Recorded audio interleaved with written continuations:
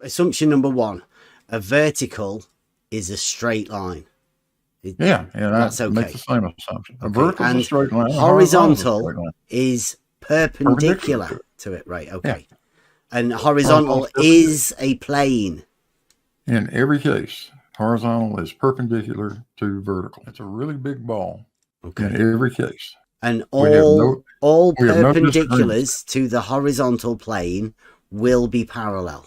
It's a really big ball to a horizontal plane, not to all horizontal planes. That's the problem. No. All perpendiculars to a horizontal plane will be parallel. It's a really big ball. Yeah. That would be true, but only one of those verticals is a plumb line. Okay, here we go. Bear with me for a second. I'll figure this out. Sea level is an arc. It's a really big ball. Mean sea level is an arc. Mean sea level is a point. It's an average on a vertical. It can't be an arc. Oh my God. Mean sea level. Oh my God. Mean sea level is established at a point, and it goes everywhere. And it goes everywhere.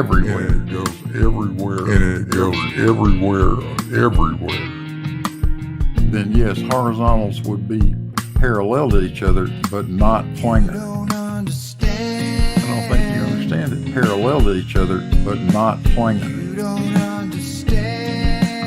Yes, you check it. How big is a cloud, Bev? Can you not imagine a sphere, a basketball? It's a really big ball. There's no hump. In space, Bev, yes, you check it. If you're at sea level, that is falling away from a horizontal. It's falling away from you in every direction. You're standing on top of a ball. Water levels don't fall away, though. We know how water flows. Sure they do. No, we know how water flows. Horizontal, sure they do. And Rockia's Bridge proved, 90 feet.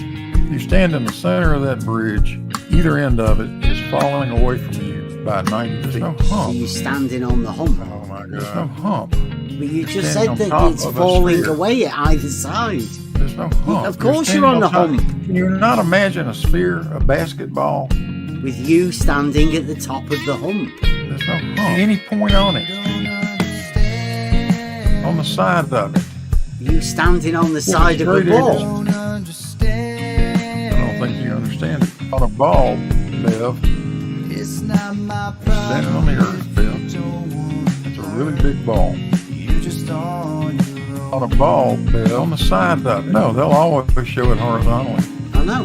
There's no need to show it. We know it's curved. There's no hump. What? It's a really big ball. There's no point in going to the trouble of drawing a curve that you can't even see, Bev. There's no hump. No, it's horizontal. It's a really big ball. Oh my God. No, it's curved, Bev. No, there's no curve to a horizontal. In reality, elevations are curved. Are you trying to say that you can have other lines that are perpendicular to that horizontal plane? I will say absolutely you can. Not a one of them meets the description of vertical. Vertical is perpendicular to the horizontal. So no, they would meet that description. No, not by the definition that vertical is a plumb line. Yes, you check it. I don't think you understand it. I know what you were doing, and I don't care what you were doing. I don't think you understand it. Absolutely, the two plumb lines tilt away from each other. Really big ball. Yes, you check it. Well, let's think about that, Bill. Those plumb lines are always diverging. Always. It's irrefutable. No reason, no logic. Yeah, that's the way you do a chart. If horizontals are perpendicular to verticals, you're just on your own. What do you think? No reason, no logic, no answers to question. I think I destroyed you is what I think.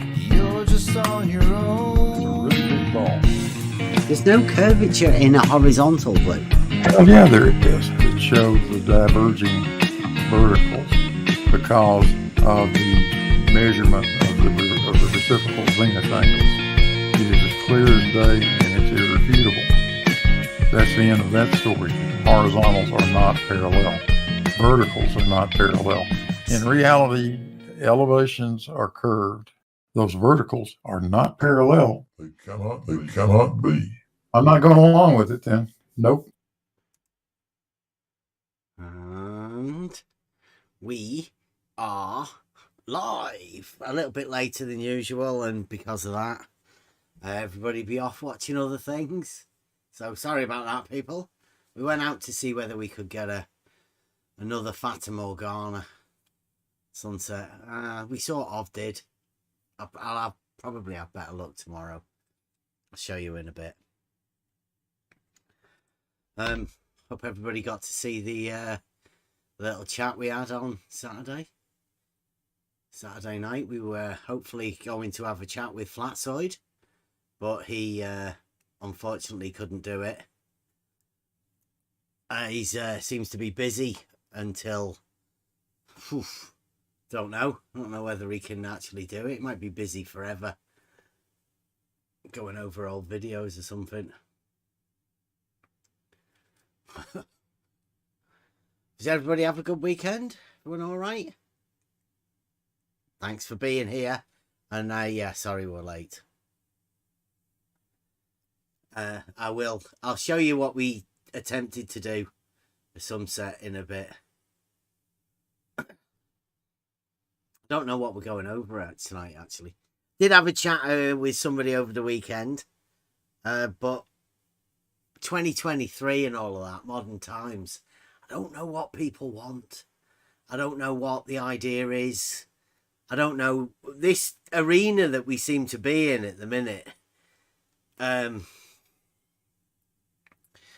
it seems like most of the viewers that watch us anyway, I don't know what people are watching us for. Like, if people are watching you because they're tired of the Earth shape debate. I mean, if you don't know what you think about the Earth shape by now, or whether you think it's important or not, or whether you've sorted out where you think you can get your information from, you should know that it's not within this arena. And you should really have to be able to find that sort of stuff for yourself. Nobody's going to give it to you, and especially not YouTube, internet people. This sort of stuff you have to get for yourself, and unfortunately it's a little bit tricky to be able to do that. So, like, we're not gonna be telling people how they can tell anything about the shape of the Earth, because I've had enough of it. I couldn't really care less about it. I've learned quite a lot by the people that are in the arena. And if you want to learn stuff for yourself, then I don't know, go and have a look. I'll show you something tonight. I think proof of fluids and horizontals, and this is a little bit strange, and I can't work out why people haven't really gone into any of this, because this, what we're going to go over tonight, I think's a bit fascinating, something I'd never really thought of before.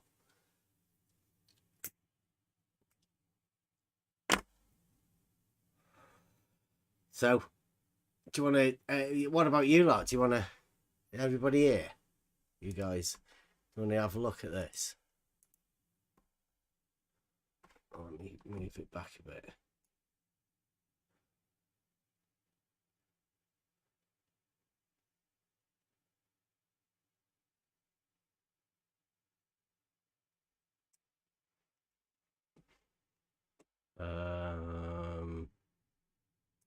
Oh well.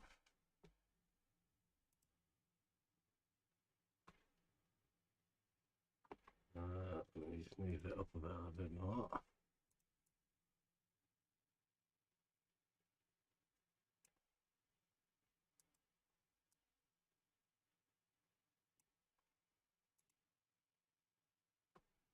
Right, can you guys see that? I'll play it now. Yeah. So, right, so this is obviously infrared camera. We're looking out towards, obviously, Blackpool Tower. That way. Just sort of sorting the focus out. It looks very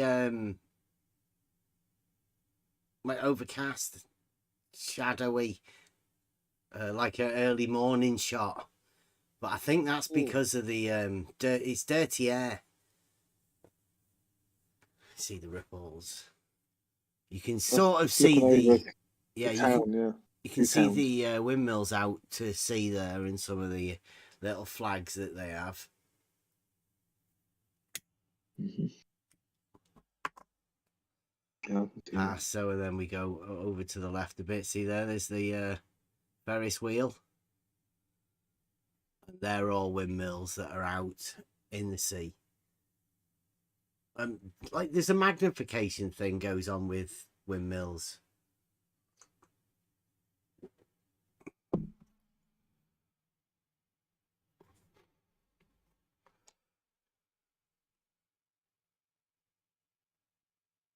I'm trying to get it right. So the clouds did come in. So I will move over here now. So here's the sun, obviously, and it's sort of, is that real time? Let me see if I can clean this screen up for you a bit.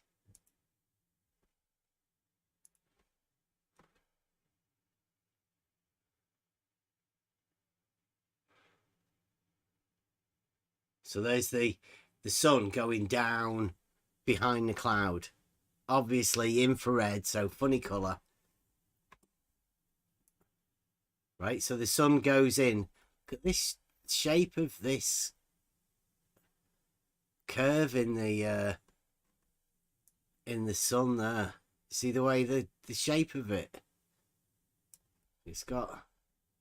I think for me it is like glare. Yeah, from yeah. the sun. But that funny shape is something that you get used to with this, because this is through the, so right, it disappears and then it sort of shows itself here again. This is in the cloud, so there's a little break in the cloud, and then it comes in at the bottom. I'll play it from here. It is playing. Right, so there's a little band. You can see that band that goes all the way along. One strip. Familiar theme for the Fata Morganas. But this is like right at the bottom of all of that cloud, this. Mm. So that you'd say that's the sun working its way through the cloud. Yeah, would you agree? At the bottom. Yeah, obviously. Okay, birds flying past just to show you it's not CGI. I'm not that good. As long as the same ones don't come past, then I'm out. Backwards.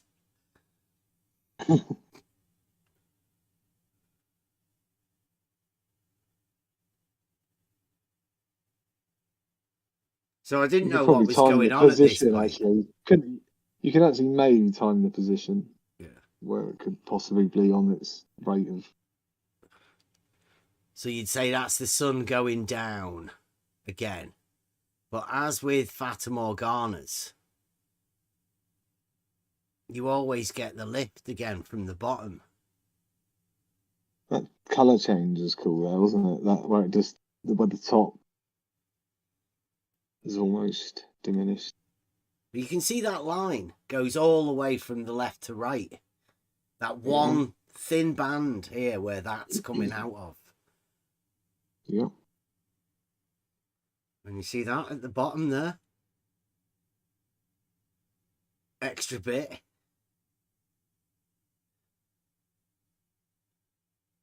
See it? Yeah, Yeah. yeah. And that's the water, yeah? It's So on the that's water. that's what happens with the Fata Morgana. It rises, doesn't it? It comes down, and then it rises up out of it. So this is all at the bottom of the cloud. Yeah, yeah. Right. So once it disappeared into the cloud, I thought, what's that? And now look at that. Now remember, this is in infrared. So this sees stuff that you wouldn't You can't. normally see. But you can definitely see there's a double light there. And that grows until it meets up with the other one, exactly like a normal Fata Morgana. Yeah. So it could have gone on behind closed doors.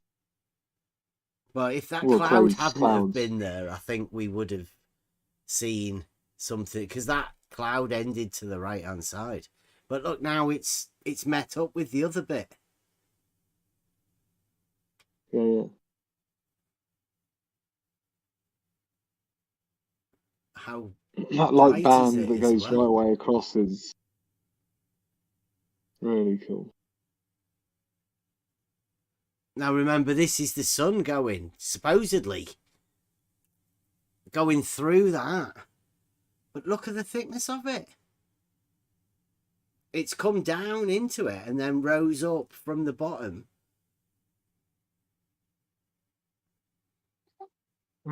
Oh, that is the sun actually going down now. I would say Sorry, that go on. this is reflection is coming to the sun. That's why they meet. For me. Yeah. That's what I'd say.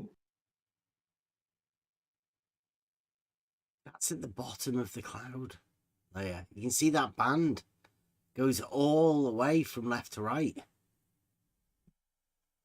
Yeah. Sweet.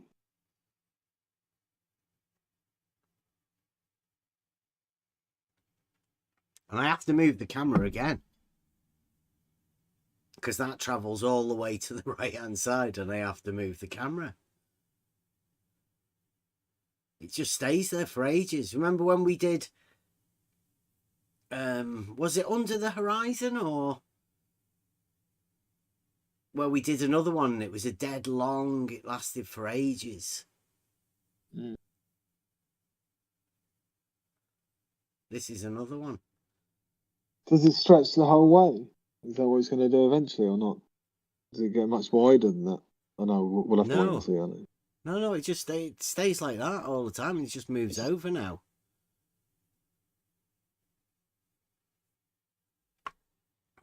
Bade's filming with the normal P1000.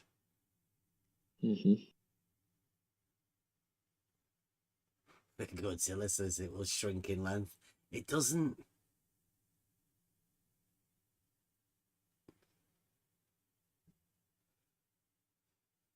It doesn't.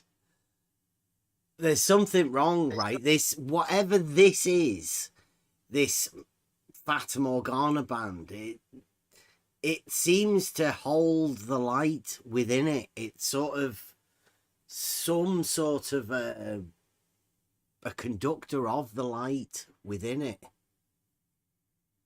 Because it looks like now that is creeping back, isn't it, along the reflection on the floor, if that's what you're saying, on the water. It's just creeping back a bit. Yeah, but this reflection is not clear because generally this the sun nearly entirely is covered by the cloud, so we can see only just a bit of the sun. So the sun, it's like a line, and reflection is nearly invisible because it's too thin to see that reflection, because it is obscured from above as in clouds. So instead of sun, the clouds are mirroring in this water.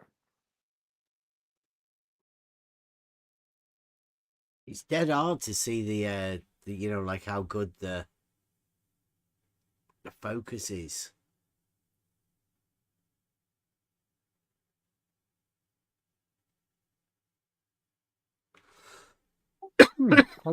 Focus is, I would say, at maximum. Yeah, it's hard to actually focus it in. But it just stays for ages. So I'd say that looks to me like a reflection at the moment there. But how is that meant to be a reflection if it's gone? So where's that coming from? Bade thinks it's because it's infrared, so it could be still picking up the light from the heat from the water, but yeah, but it doesn't matter. It means that the sun is still above, but it is merging to according to perspective or whatever you can call it. But you cannot have reflection. Good afternoon. hey, Good Rob. afternoon. You cannot have reflection. Its object is below the surface. Yeah. So it is impossible. How long? I mean, should it still be that big? That's the full width.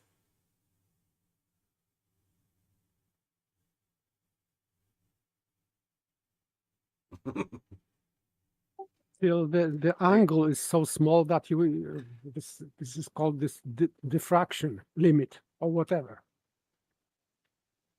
So it will eventually merge completely with horizon, this far horizon, not this closer horizon, this true horizon, but this mirroring part of the horizon. So, which of course is visible only because of magnification. With naked eye or without magnification, you will not see that distant mirroring horizon at all. So this is what we can see only due to this huge magnification of the camera.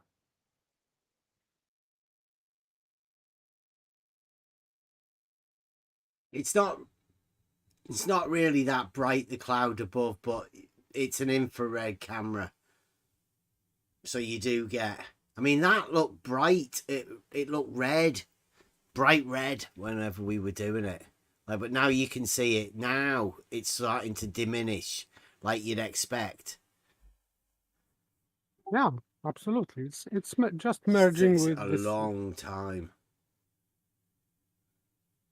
for this. Like, you know, if you're thinking about the length of a sunset.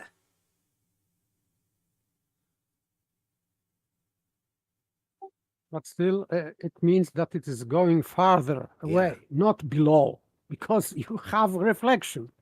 So it cannot be below. Can I ask something? No, that's it. Yeah. I'm just thinking, have you been able to do something similar to this in the middle of winter and see if it prolongs the light the same way? No, this is like they say. You know, We only get out there to do Fata Morganas every now and again, and this was the best conditions we've had this year so far. Well, I just because we've been hearing this weird conversation in and around the arena about the length of daylight as opposed to after sunset, like after the sunset. Oh no, I just thought that's what you guys were kind of adding into here. I don't know. Maybe I'm just confusing a bunch of subjects. I'm sorry. I was looking at this.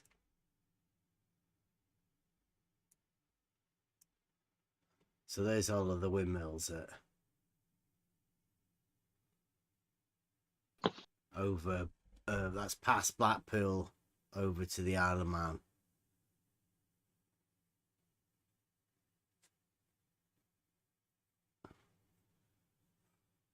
Gotta focus on them. It's dead hard to tell normally how the focus went. I'll show you we'll go over the Fata Morgana again in a moment.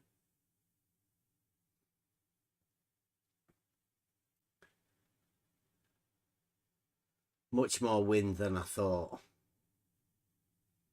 But it doesn't really seem to matter that much. Those blades aren't warping, are they?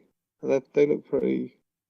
Yeah, there is that band. You can see there's a light Is it? Oh, band yeah, I'm on the phone. right I've got my glasses on. just above the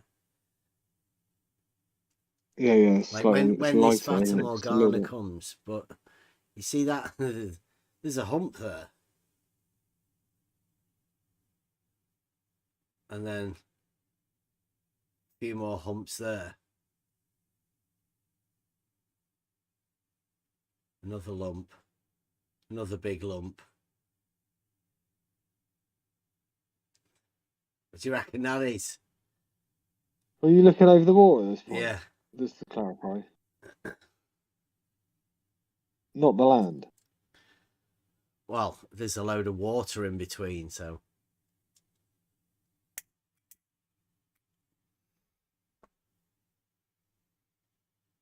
Is there a Can you see that? see some humping there? That's the land, isn't it? Yeah.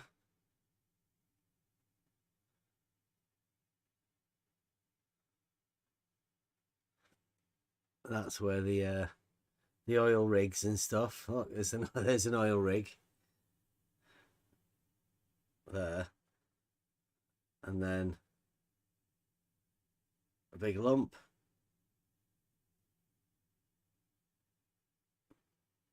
It's only one thing that can be.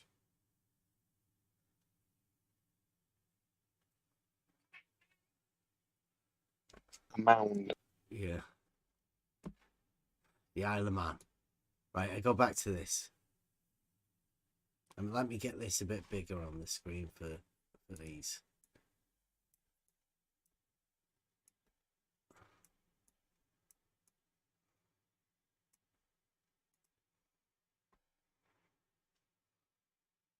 Right, so you get to see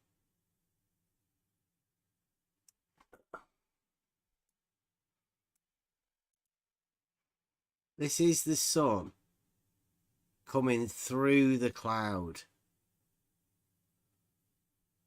So that bit there is at 2153, and that bit 20, that's at 1957. So from it 2 touching seconds. the beginning, 2 minutes. just over 2 minutes for it to get all the way through. Mm. And then we're at this bit here. So it's gone through the clouds, and it's just, as you can see there at the bottom, it's just touching the bottom. And then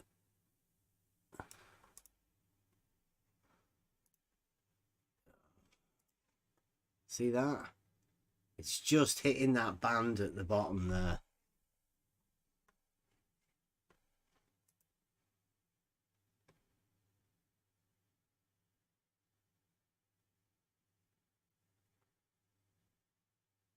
And then there's this band that goes all the way across. I think that's All the the way along interesting there. one. That band is.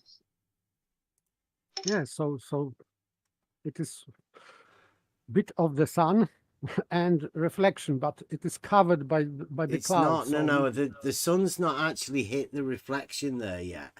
It's in that band, the sun. That, you know, like the light, it's just come down and now it's in that band.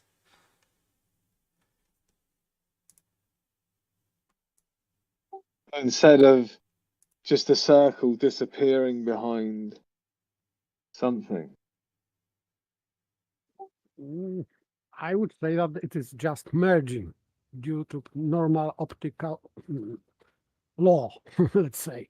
It's just merging. Yeah, in an in-between bit. This is what's a little bit strange about this Fata Morgana is this process that it goes in. It's like there's a staging area, because can you see that there now? Yes, now it is creating reflection. Yeah. Now this is the reflection. So this isn't a reflection. It's not in the water. The sun's come down. It's gone into this band. And then this one here now is the bottom half of the Fata Morgana, where the sun is going down into it, except it's mirrored now. So this here is the bottom of the sun as it's coming in, and it's actually touching it, but it's coming in from the other side now. It's coming up into this band. So right at the bottom of this, there's a line, which is this line that goes along here, all the way along. That's what I call a Fata Morgana. And I would say, if you're ever going to say anything is the horizon that is horizontal, this is it. This is the straight line, this separator between these two. Absolutely, yeah. It's the like, you could definitely say that this is. So well, let's watch this, and you can see now that it's just at the bottom of the sun's now coming upwards, and it's touching that all the way along now. It's just getting longer and longer.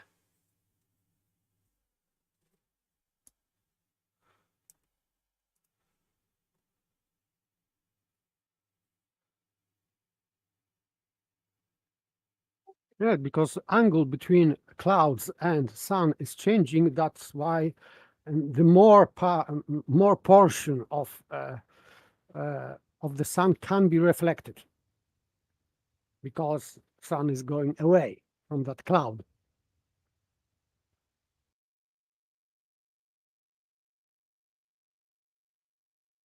Well, yeah, it's got to be something to do with that band in between the clouds. What I've learned is that this Fata Morgana, the clouds don't even seem to matter, and that tells me a lot. Because if there's a break in between the clouds in the distance, then it means that the sun can still be seen under the clouds. Yes, I would say that there is this tiny, we can see that, at least I can see that, this between this horizon, this, like, say, like brown horizon, not this true horizon, which is bumpy, but this, let's say, optical horizon, which creates mirroring. And between this, I can see this very thin line, like pink light line between, that would be for me a layer of clouds, and between layer of clouds and this horizon, this distant horizon, mirroring horizon, there is, I can see the lighter, lights, like, let's say, line, and that would be that gap between clouds and this horizon. That's why, and in that gap, it is sun, which is visible because of that gap, and creating. How long it's took? We've took 2 minutes for the sun to pass through that little band to get to here, and how long's this been? Like, this the timing wise, it's sort of impossible for the sun to have gone down, I'd say. This light, where's it coming from? It's coming from underneath the cloud layer in that little band.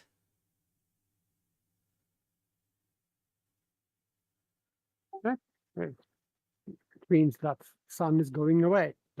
That's why you can see things that are above clouds, and you can see them as below, because they are far away, and clouds are much closer.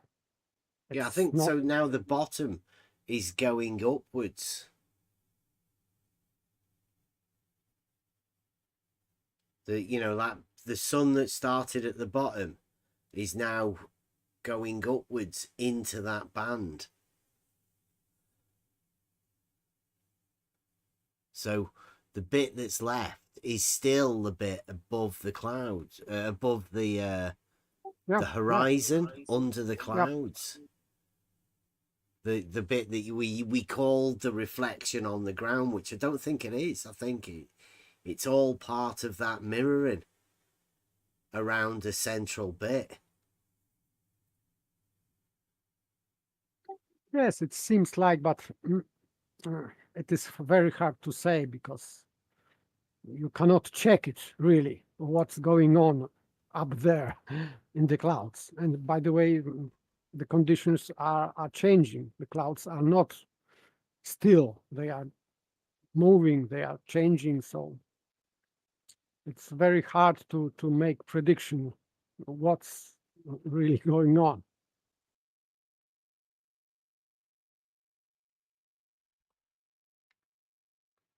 But we can estimate what is impossible. It is impossible in that case that the sun is below, physically below obstacle, because it wouldn't be seen. It's 13 minutes now, so this is nearly 6 minutes. 6 minutes later.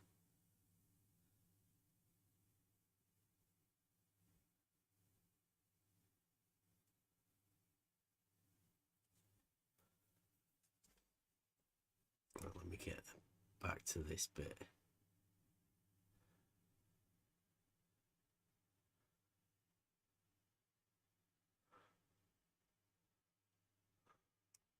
Let me just get this for you guys.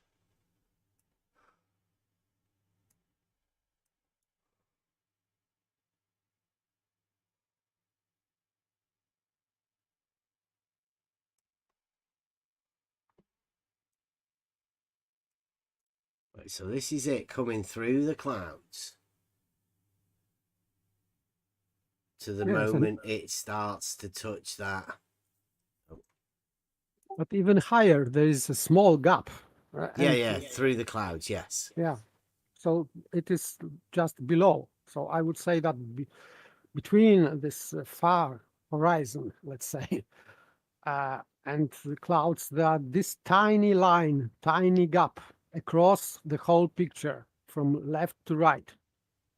And I can see that it's brighter, like pink line or whatever. Call that the Fata Morgana band, right? That's the weird part where everything merges. Strange things happen in it. So the sun's coming into it now and, you know, coming down. And you'd expect it to just keep going and then eventually fade out.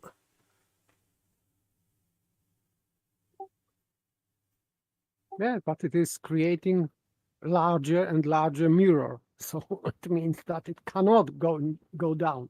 Yeah, but wait till you see the mirror now. Like the reaction to it should be a mirror. But it's not. There's another tiny bit that starts coming, like the sun is going into it now from the bottom upwards. You have to sort of reverse what you would normally think now, because I think this bit at the bottom is actually where the sun goes down to touch that, because it's like it's storing all of this up.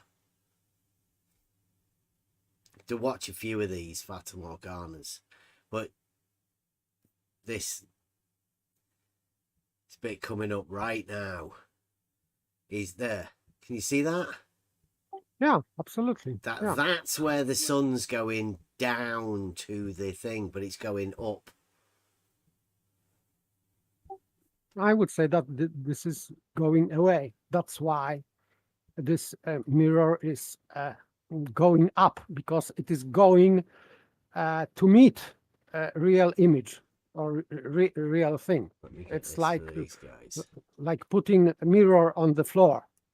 If you go with object away, so it will meet the mirror, the reflection at the end.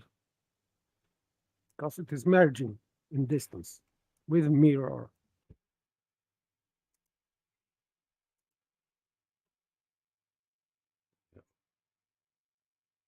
This is a Fata Morgana. This isn't those boats that are floating in the sky. This is not one of those things. This is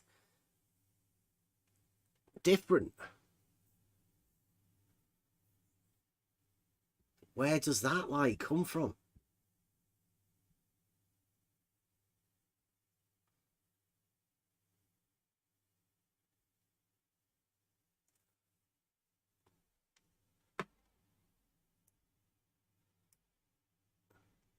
What's it again?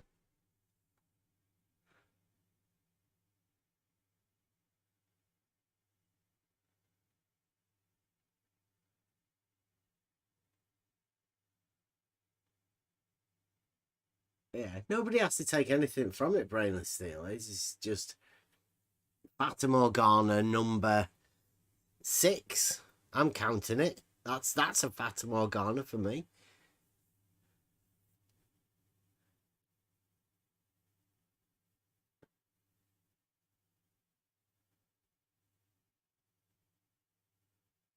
That's a sunset you've never seen before.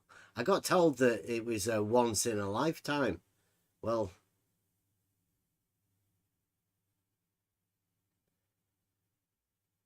how many people get to see a sunset like that? You can only do that if you've got a P1000. And you can only do that if you've got an infrared one as well, because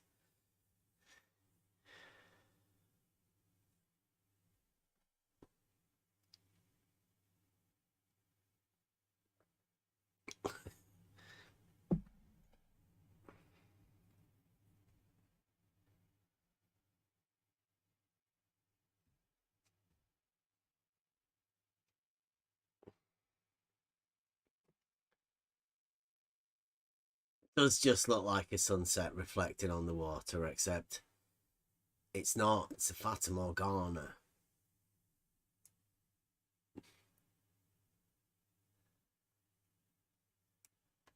That's not a reflection.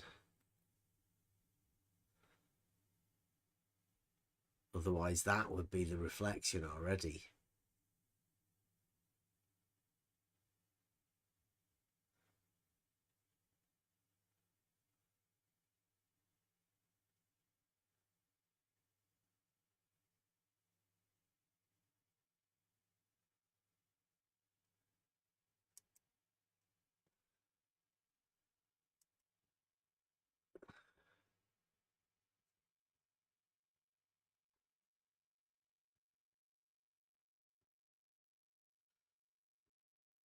Okay, anyone want to talk about anything that went on over the weekend?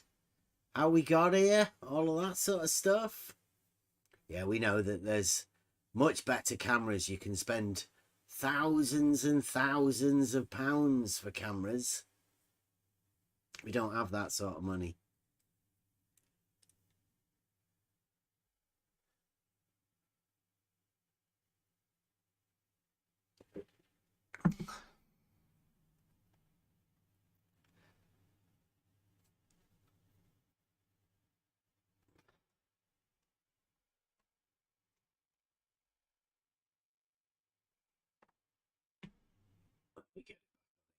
Mm.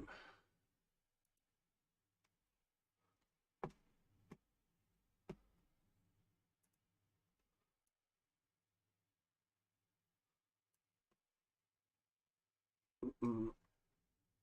Oh, wait a minute. It's fixing, doesn't it?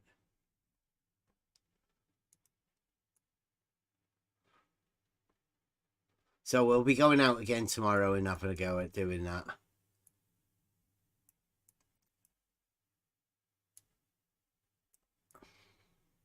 I'll be adding it to the proof of horizontals being parallel that people are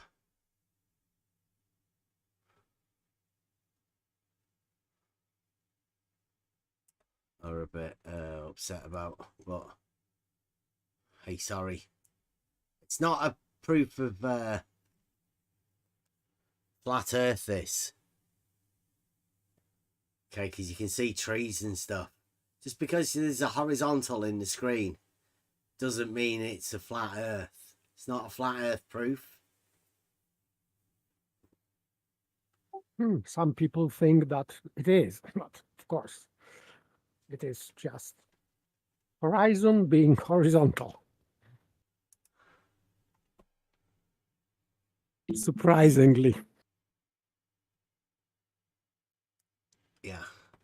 Yeah, it was a good chat, Eric. I did think it was quite a good conversation. I was hoping Flatside had come. Still am hoping Flatside at some point will have a conversation about proofs stuff. I think the whole idea was for us to have a conversation about proof. But it's tough for some people, especially if you haven't got any proof. You don't know how to have that conversation.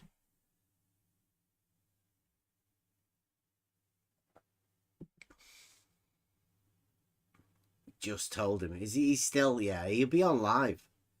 I'm not so sure whether, I think it's a bit tricky. Yeah, I saw that cats. A debate with cats. There is no debates.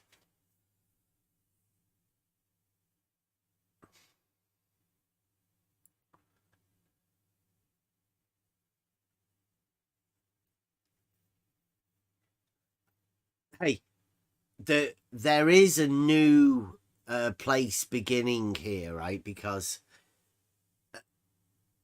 like always, I do live in reality, and we just go with what is. And learning logic has taught us that the contradictions that I didn't accept, there is now a way to show these contradictions within argument. You can bring out people's contradictions. And I don't know whether that's a good thing or not. But, I have learned, because people have challenged me for certain things, and I've come up with the answers. But when people challenge you for doing things, and you supply the results, they don't like it, and they have to pretend it isn't. Yeah, gods, we were gonna go through the changing, I think, the arguments, and we're gonna go with, to stop the flat earthers. Obviously, we can go with if the globe is flat, because then they might not get upset, and the globe obviously won't be bothered. Because, I mean, axiom 1, if you're going to use a non-Euclidean geometry like we do, you should go axiom 1, tis globe. Everyone knows tis globe. So therefore the argument can stand, if the globe is flat, then there would be no measurable change in elevation. So that does away with the globe being flat. But then you can say, well, if the globe is a spherical object, then the surface of liquid water must curve. And water level is a tool for establishing a horizontal plane of reference. Therefore, the globe cannot be spherical. So if anybody wants to come for a conversation of what shape the globe actually is, it's not flat and it's not spherical, according to the arguments. Come and tell us what you imagine the globe is. Don't say flat and don't say spherical, because there's already arguments that can defeat that.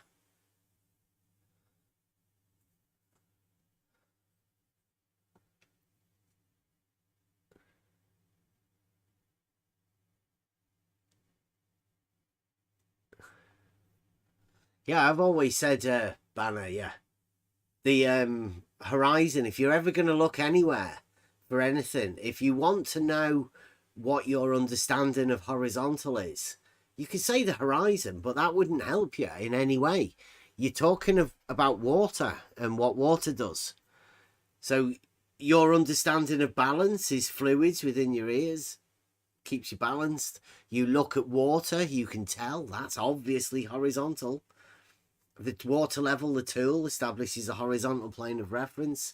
This that you're looking at here, there's a band on the horizon, and then there's an extra band, a Fata Morgana band that separates it, and that's as clean as you'll ever get once you get that separation into that Fata Morgana. I'll just put it on thingy. I'll go and have a look for another video.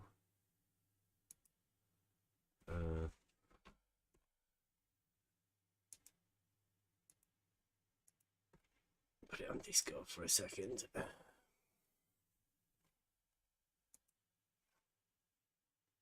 Oh.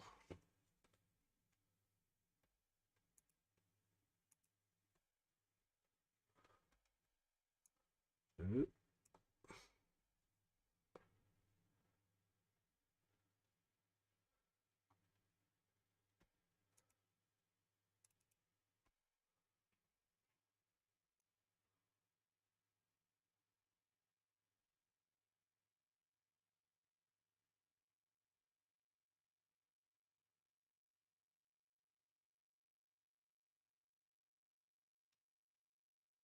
Well, that one's not so good. Does anyone else want to have a chat with anything? I am just looking for some more. Oh, I've got a few better Fata Morganas than that one. That one was the one that we've just done tonight.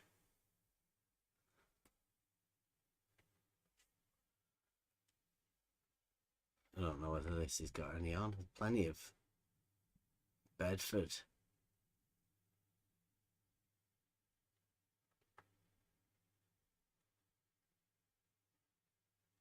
There's loads of Bedford Canal stuff. I'll have to go over that sometime.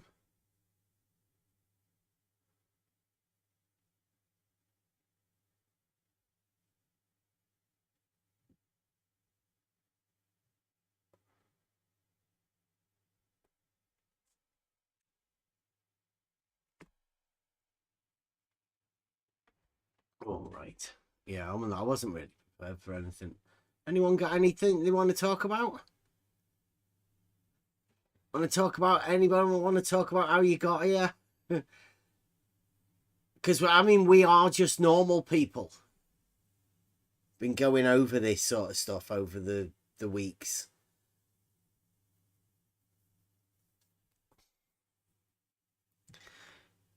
Because I was challenged by somebody to do something. I mean, I put myself in a position where I was looking for trolls. But one of these trolls happened to challenge me to prove that level is horizontal. Well, how would you do that?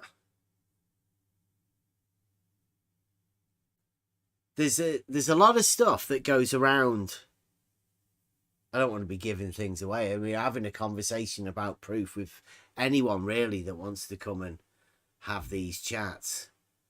But I'd say that proof's something that you need to do personally. And that process is something that you have to develop for yourself. Nobody can give you even a way to contemplate that proof, really. Because it's down to you anyway. You have to work that out for yourself.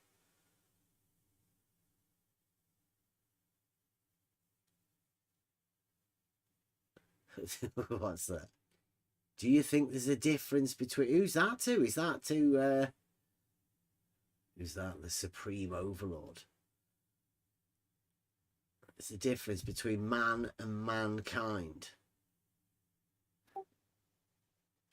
Yes, yes, there is a Man difference. is singular and mankind is a group. Yeah. And man belongs to mankind. Uh-huh. And you cannot interchange this. You cannot say that mankind belongs to man. But you can say that man belongs to mankind. So that would be like species to genus. Yeah. In that case, that would be particular or individual to genus, because mankind that would be species, and man would be individual substance.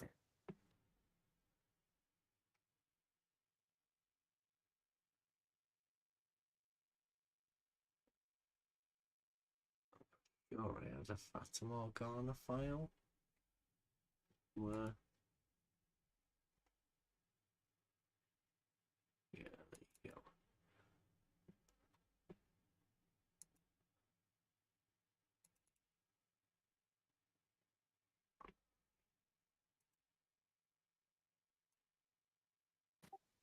If you use man as plural, as collective word, then that would be tautology, because man, you would say that man is mankind, and mankind is the same as man. It is the same as you would say man is man. Yes, it is. It is tautology.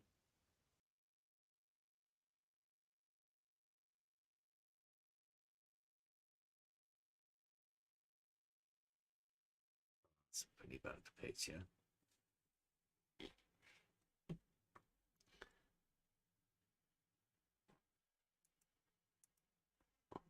Yes, Eric, I agree. So you are using man as mankind. So it means that it is tautology. Tautology is not wrong. It is not untrue, but it says nothing.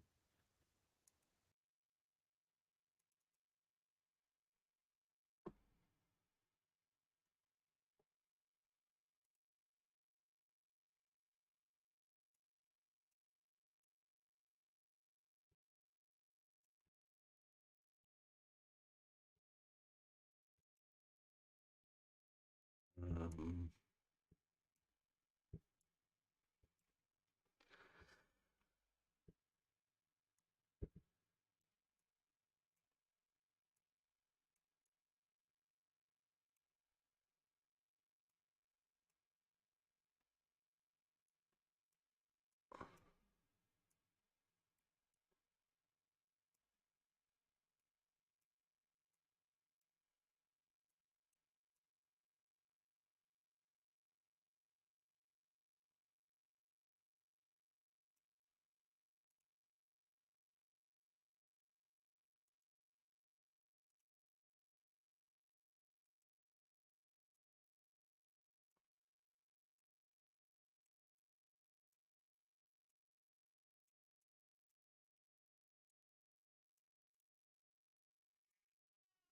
oh, shh.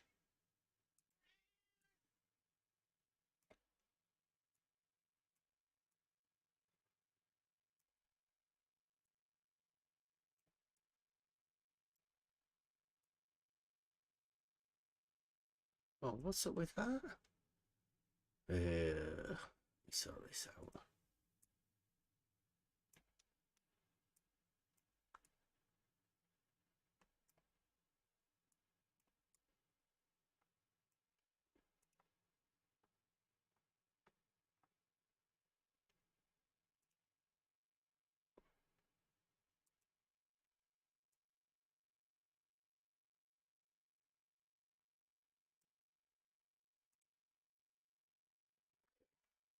There you go.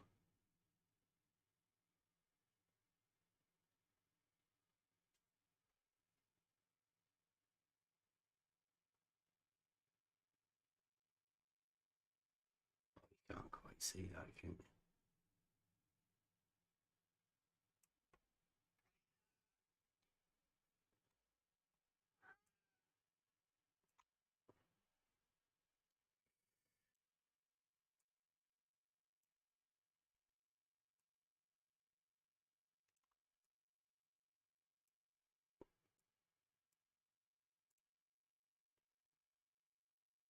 go. I'll leave it at that. These are 4 different Fata Morganas that we've got that we went over. And in every one of them, you can see that there's a band going across, a really clean cut band.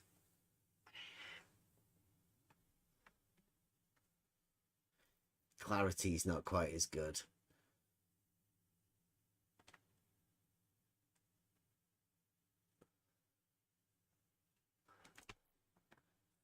And that shows, for me, that shows the horizontal separation layer above the water. So there's another fluid of the air that also separates exactly the same.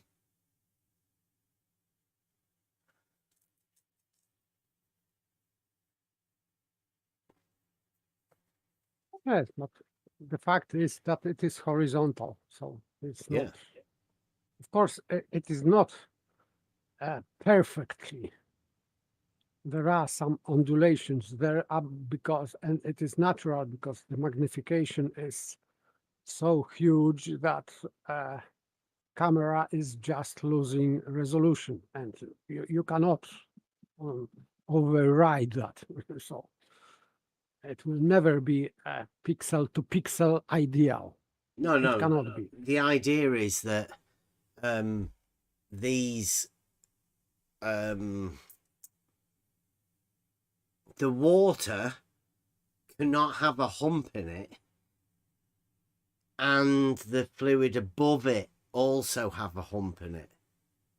There's no way that these fluids, the water or the air, can separate in this way with this band if they weren't horizontal.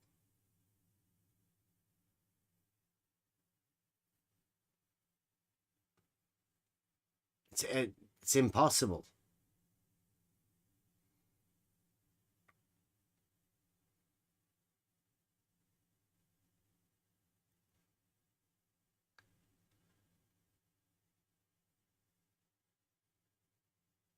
Yet there are some people who will tell you there's a hump or there's a drop or that horizon isn't horizontal because it's not level with the horizontal somewhere else.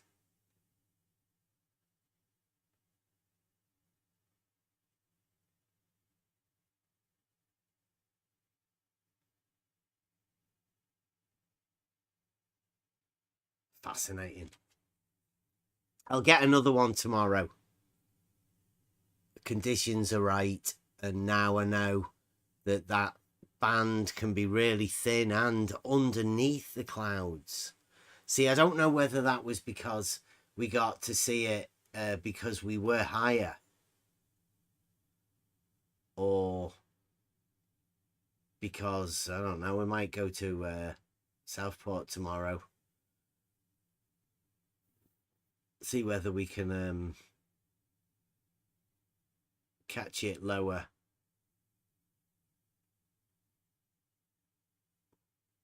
Like the one in the top left. That was the first one. And that is at sea level.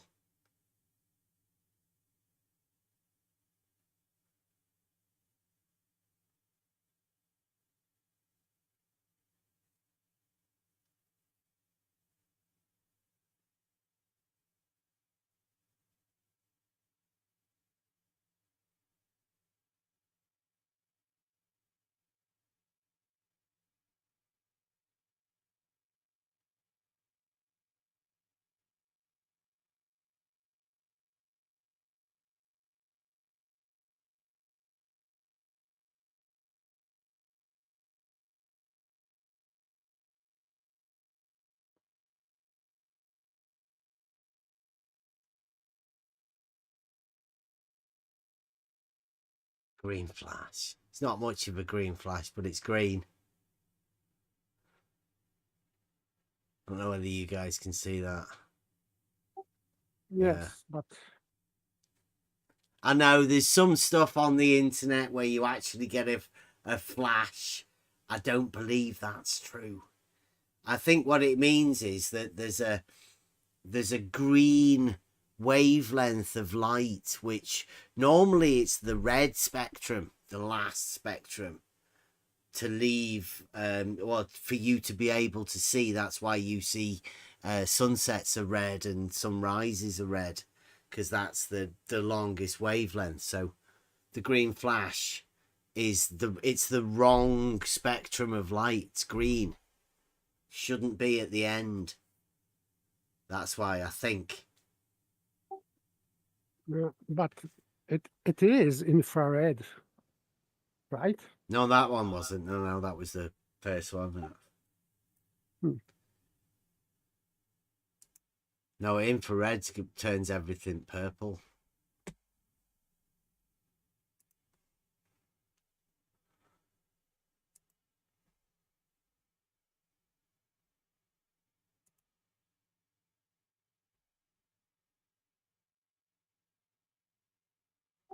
For me, green in the middle means that because there is something like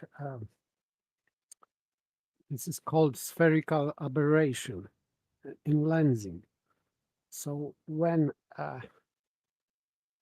light at different wavelength are coming, they are dividing. So red is going elsewhere, blue is going elsewhere, and green is going usually in the middle. And this is how this is called circle of confusion, because in optics, because the focal point is not really point then, but it is area. And the larger the area is, due to this wavelength, the larger the circle of confusion is. And it places images of the same object at 3 different locations according to wavelength. And it means, and always green is in the middle, because green has, it is middle between extremities of wavelength. So green is in the middle of light spectrum. So normally it always is in the middle. So for me, it is not special thing that the thing is out of focus. It creates this images or blurry images with intensity of green in the middle. It is natural, but I don't know. I am not sure if it is the case in this picture. Only I can say that that it is normal thing with spherical aberration. So, but cannot say that it is the case in that particular example. But it may be.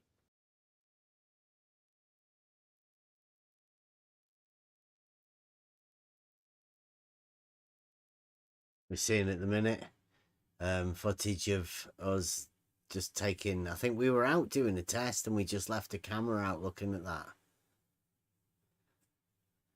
It just shows you that the light blends to the sky and the water.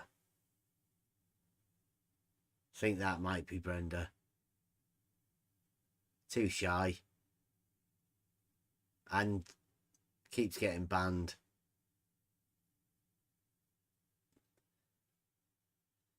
There's no need to refute flat Earth. We know the Earth is not flat. So we did that the other week. We've got an argument. Yes, when I am talking about about this wave, and literally I remind that for me, because I am again searching for video films. And today I was watching a series of them on optics, on photography. It's a scientific, let's say, photography today. So the guy was talking just, and he was explaining and making equations, etc., drawings, all about optics. So this is, and now this guy, Refute Flat Earth, is talking that I don't know what I am talking about. I know, and I watched this today. So this is just Brenda-like, whatever. Well, it's got pi there, so obviously understands that a circle is a two-dimensional figure with a relationship between the diameter and the circumference. Oh, now, yes, about viewers. Yes, that prove that we are wrong because we have less viewers. Yeah. It's just ridiculous. Yeah, definitely. Viewers is all that matters, so don't worry. At least you're here. Thank you very much. This is proof, solid proof.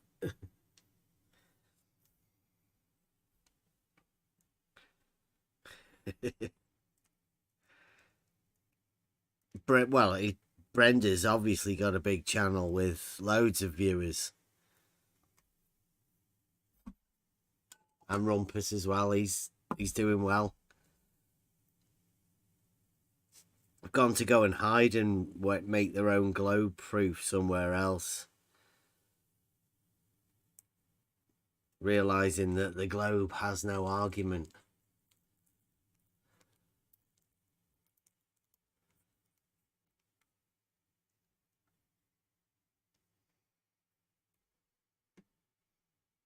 No, that was Brenda said pi changes. But Brenda went above and below. It went higher.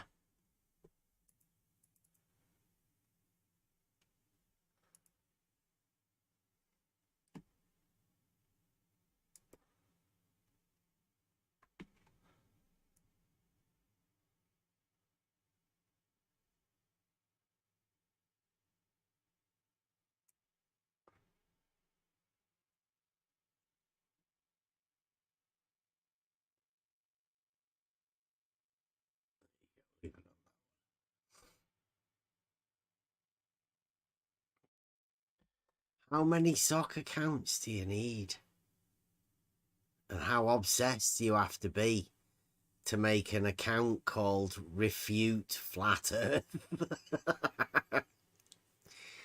I'm sorry. That's ridiculous. You think you need to make an account called that just so you can refute flat Earth? Well, of course the globe has arguments, yeah. Go on then. Give us an example of just one of them.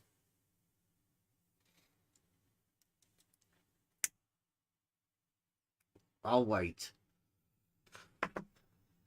Make it an if then.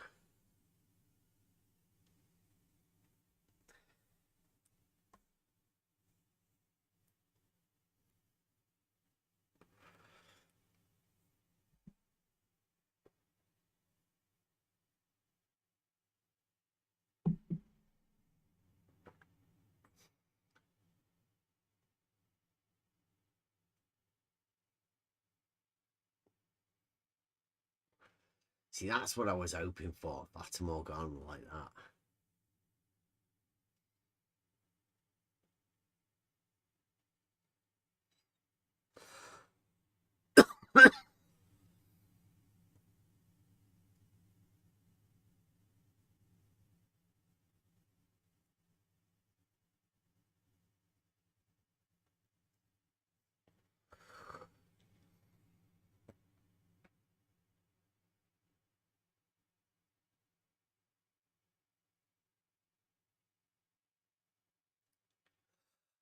Are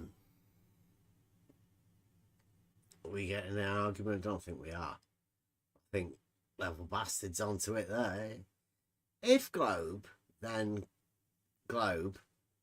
Tis globe, therefore tis globe.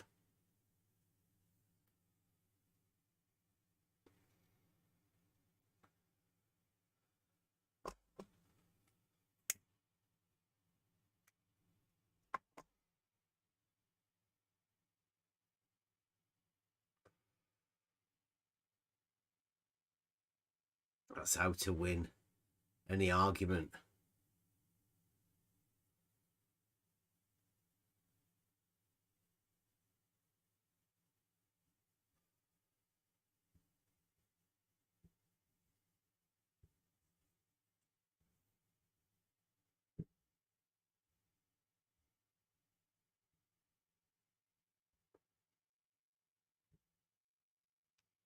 I think, yeah, the camera needs to get out a little bit more. I should really make more of these Fata Morgana shots.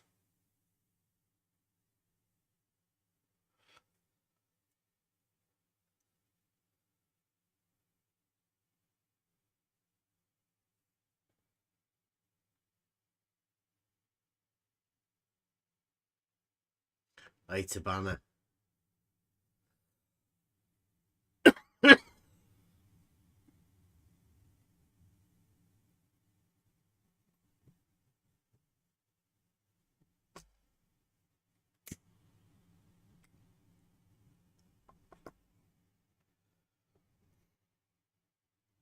Where's Brenda gone?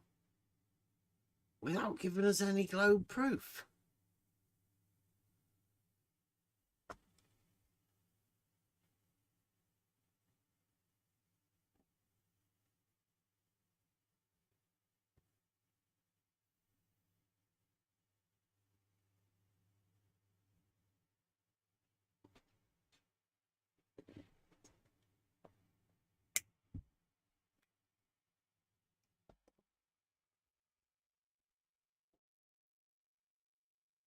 It's not really coming through as well as I can see it here on the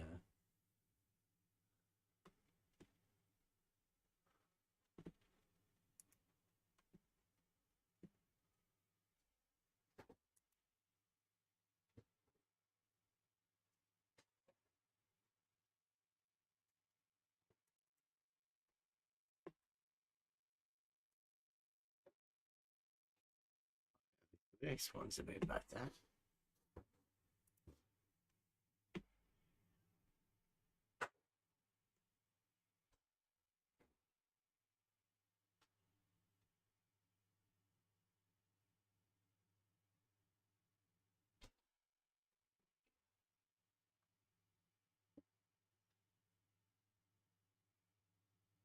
We got gifted it, Eric. Oh, sorry, my lad got gifted the P1000 infrared. We didn't do it. It's meant to be a risky job.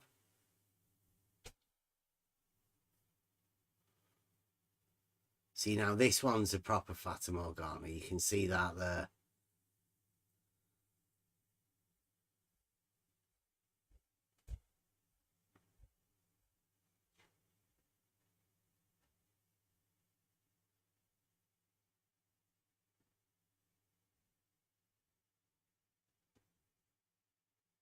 See, there's something weird about that.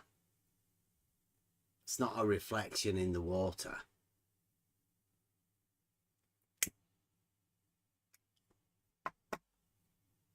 I would say that there is some glaring here, but for me, the sun is at the bottom, is obscured by some clouds, some layer of clouds or whatever. What? No. What's happening here is there's a band here where the sun is. So the sun's going into this band, but this is called the Fata Morgana band, right? It's above the horizon. It's not where the horizon is. So, or this could possibly be the horizon and whatever's occurring. But like you see that there. That's what you would imagine where the horizon is. Right? This line here is what you would imagine the actual horizon is. But the sun's going down into this other band here, which you can clearly see. Right? Yes, there's like, looks like there's a wall, a dead straight band, but it looks weird, but you can't tell what it is. You need something to go into that band, you know, for you to be able to notice it. Here we have the sun. So the sun goes into this band, but then, as you'd imagine the sun coming down, this is the bottom of the sun, but it's going in the upwards direction. So there's like a mirroring, but it's out of sequence mirroring.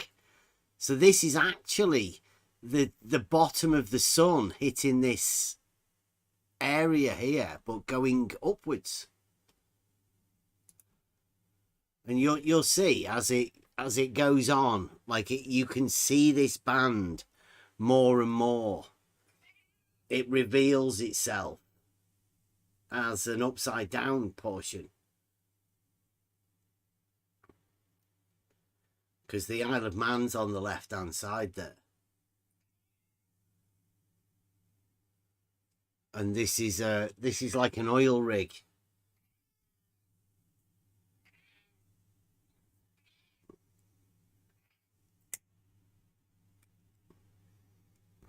And it's a little bit funny because the infrared camera doesn't really get this glare of the sun. Doesn't really pick it up. I think this was before we... Oh no, we just got the filter. So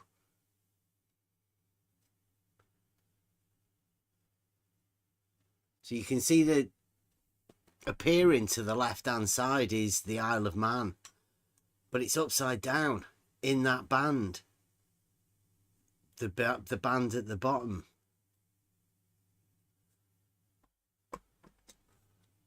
Come on, Brenda, give us an argument. Just say we don't have any clue what we're looking at. It's pretty obvious what we're looking at. It's the Isle of Man upside down in the air. And the sun going into one band and then up into the same band, the same sun. You're just jealous that you haven't got any friends that have done this themselves. Or I'm not so sure how you managed to work this into a globe proof. In fact, I'd say it's absolutely impossible to say 'tis globe while you're watching this, but hey. So that band there that goes all the way across, you can see it's not the horizon, the dark band at the bottom. There's a band that the sun's going into and the Isle of Man's upside down in.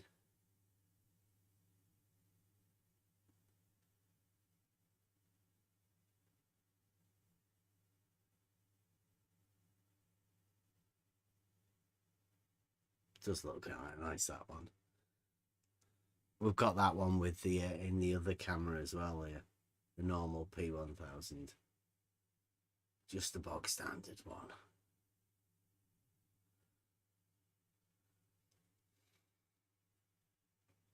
Come on, Brenda. What's your best argument? Give us your argument first. You said you've got arguments. Let's hear it. This is parallel horizontals there, Brenda. Impossible. At least I've heard that somebody said that horizontal planes cannot be parallel. Well, you've got one there. There's the horizon and the Fata Morgana band above it. Both horizontal, both parallel to each other.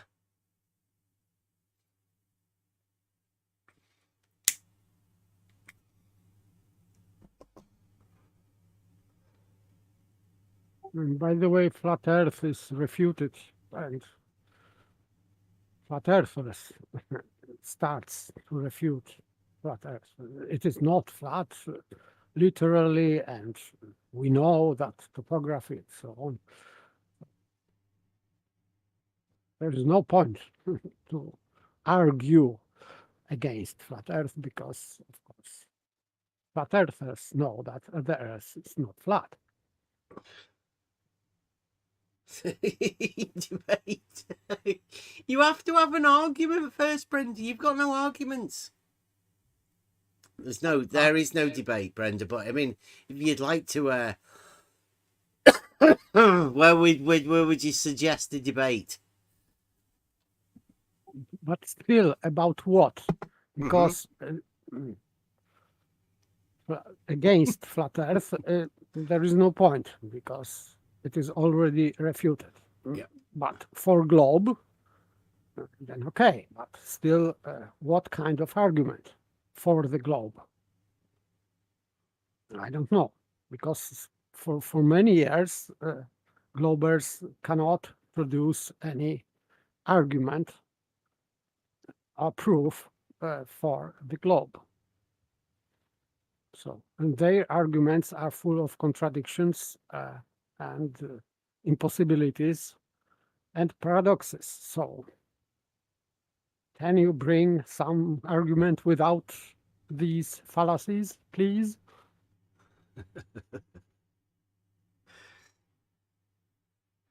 You want to debate about how little arguments you have? Because that wouldn't last long.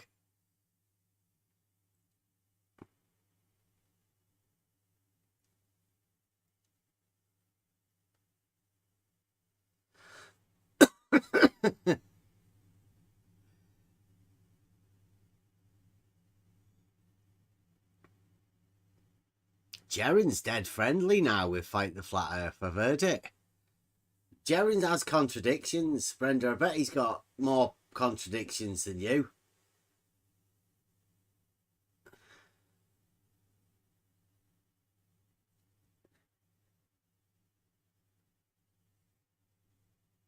Horizontal horizons is what we're looking at. And there's a horizontal band of mirroring right above it. Two parallel horizontals. Because all horizontals are parallel. Brenda, you can't even deal with that argument, can you? Can't refute a simple argument about horizontals being parallel. Never mind dealing with level being horizontal. Or the Earth not being flat. I mean, we've got an argument. Have you got an argument to refute the Earth being flat, Brenda? We have. Yeah, modus tollens. So anytime you're ready for that, Brenda, I mean, we can go over who's got the best argument to refute flat Earth.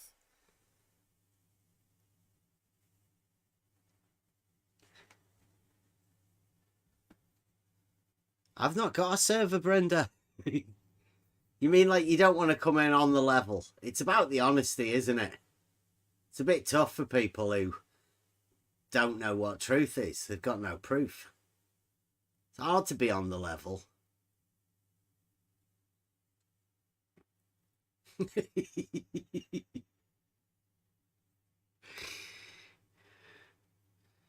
A shoe is an element. Yeah, that was a good one, that. Element or phenomenon. No, it was an element. It's made it into a scientific element.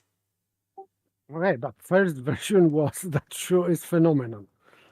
So, and it was from Immanuel Kant, of course. Yeah. You see, look at that. See that out there? That's a Fata Morgana, Brenda. Don't know whether you've ever seen any of them, but that is a phenomenon. Phenomena. You can study that. You can do science on that, and you could come to the conclusion that it's horizontal. You could come to the conclusion that it's required to be horizontal under the scientific method. Because if horizontal is parallel to the plane of the horizon, then all horizontals will be parallel to each other. I can take you through the geometric working and reasoning for that, but I mean, it's true that all horizontals are parallel, and as such, I could give you a exhibit A, Fata Morgana. One, we've got a few of them, but they're horizontal always, parallel. There's always two parallel. There's the horizon, the plane of the horizon, And then there's the plane of the Fata Morgana. There's a mirroring band between the two. In fact, there seems to be like two mirroring bands. It's really strange. Hard work to work out, but you can come to the reasoning that they are both parallel and horizontal. They would be required to be. And I've heard that a few people are a little bit frightened about horizontals or threatened by horizontals. But I mean, there's no need to be. Reality. And also, we could say that there is an elevation change between the two of these bands. So you could refute flat Earth by saying there is a vertical change between the two. Now, nobody knows exactly how that works because the mirroring and how far it is, you could never do that.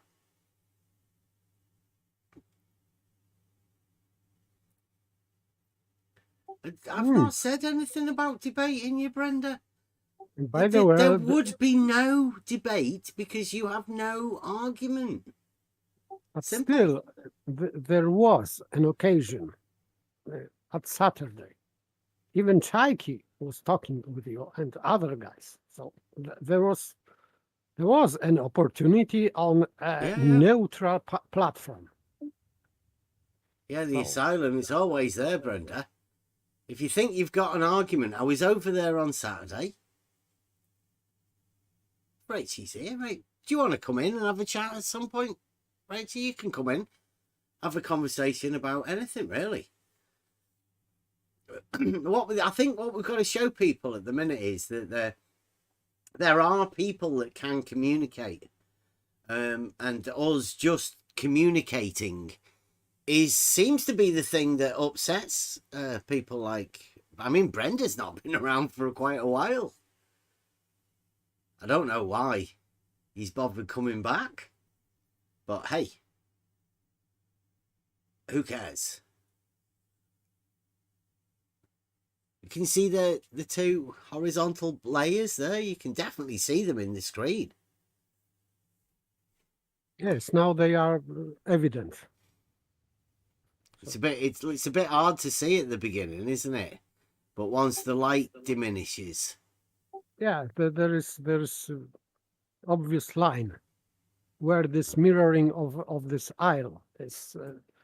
So we can see like three layers: this true horizon, and then this, let's say, darker purple and lighter purple. So three layers being parallel to each other. And that's the sun going into the one up there. So where would you put the horizon, really?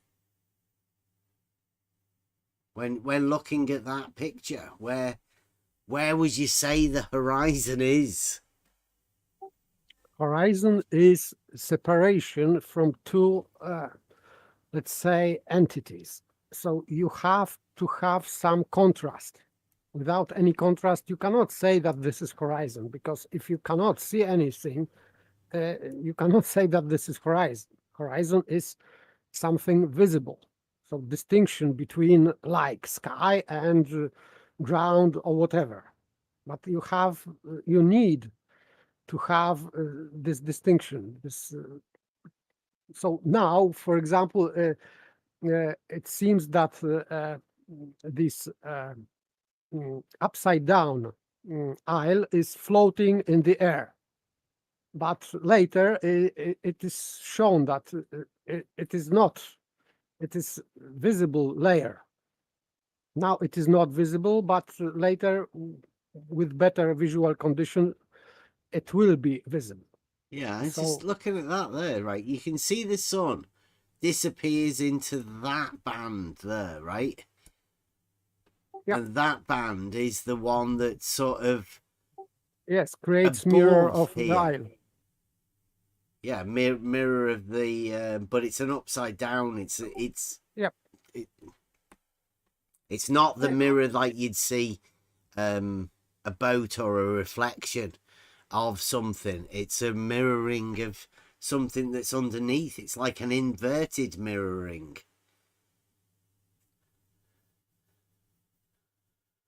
And this, you would imagine that this is the horizon here, this dark line, this separator here. But the sun disappears into this one up here. And if there's something that says we see too far, right? You see the horizon behind the legs of the oil rig. Well, here's the legs of the oil rig that you can see the sun underneath. And it's above that, like well above it. Oh, you can see the sun underneath those legs there, but the sun disappears into the bit at the top.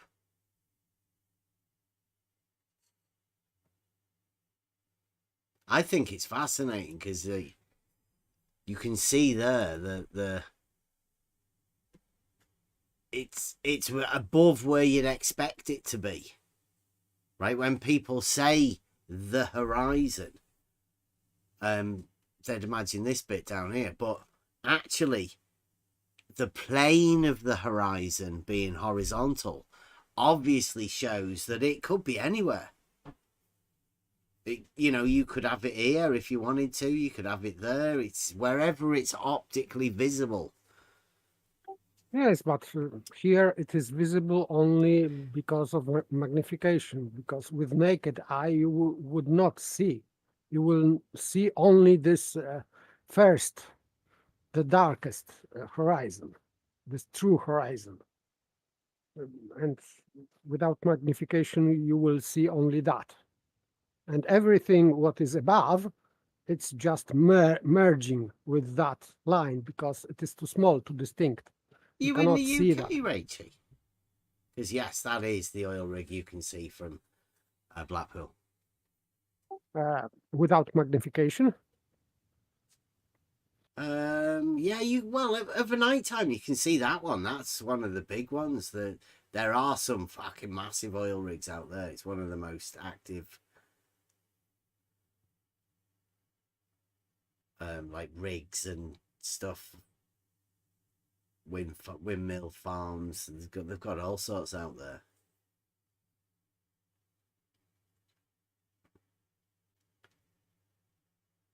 But this is from Parbold Hill, so.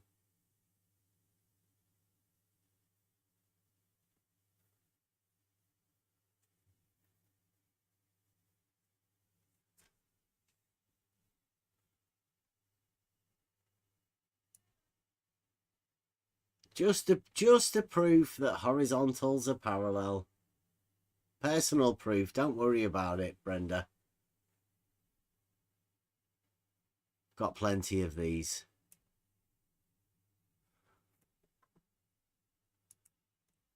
Oh.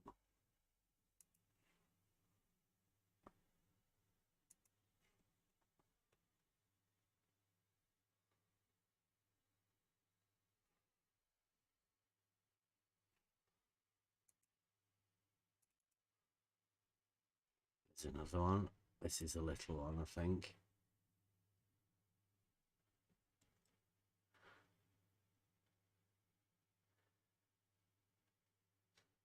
Yeah, well, if you live around this area, this is the best place for Fata Morganas. I'm telling you, nobody else is ever going to have chance to do this sort of stuff. This is the place.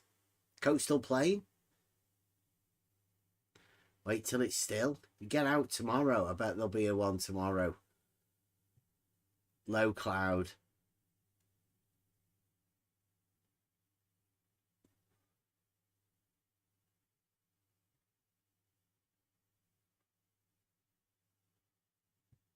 There's a few little signifiers that make it change a bit. You can tell when it's coming.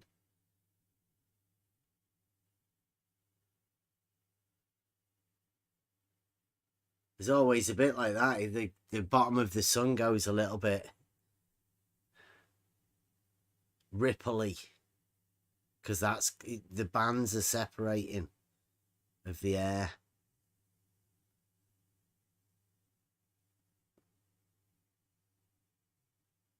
A little tiny one at the bottom.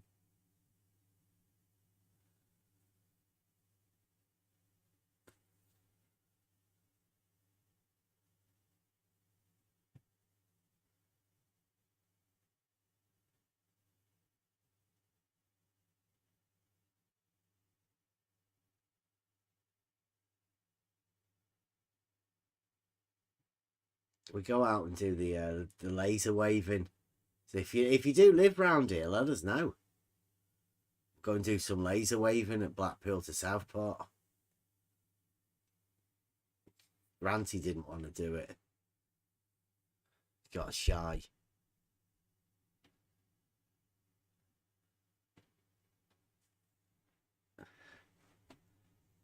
Brenda, I was over at that other place on Friday. What are you talking about?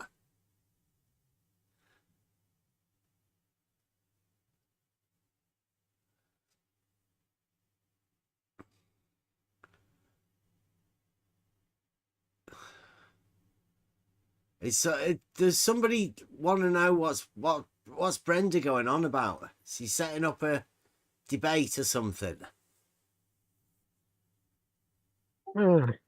He's trolling. Just Yeah, trolling. Just get out of there. Just stop it.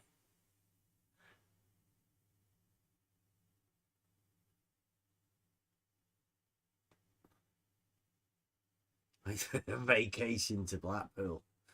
It's grim, that, isn't it?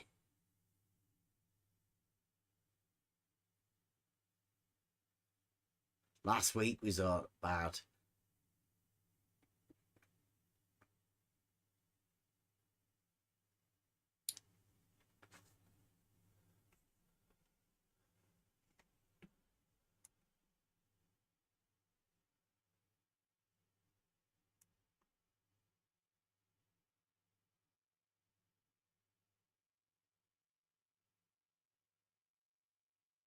That was blue.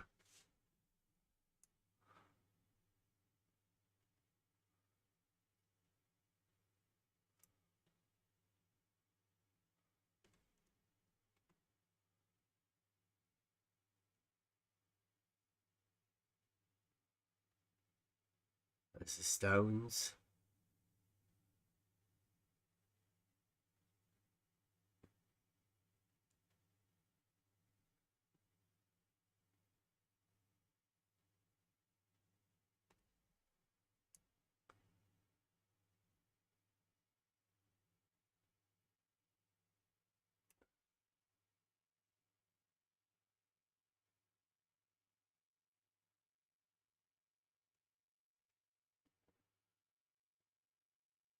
That looked good, that.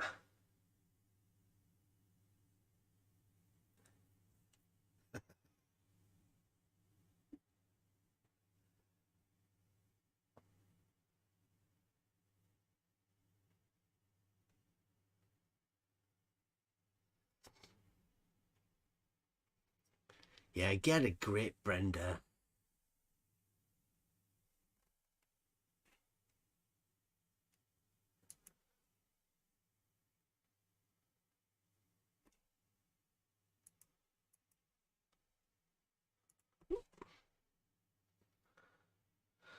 Ugh. Yeah, we'll have to get out a bit more. We've not had much chance to get out this year. I think Bedford will be another trip pretty soon. I want to get down there with the drone.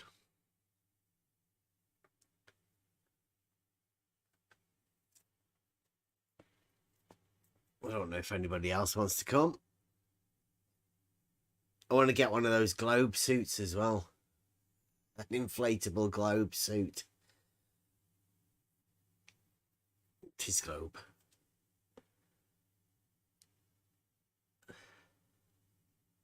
I can I can prove the dogmatic globe for you, Brenda. Do you want us to do that? Let's go and have a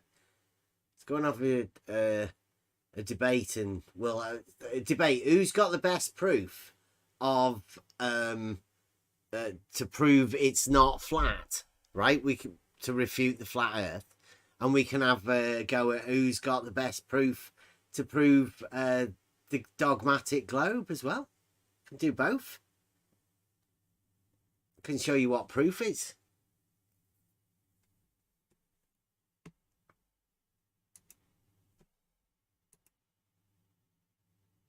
Well, there you go. Look at that.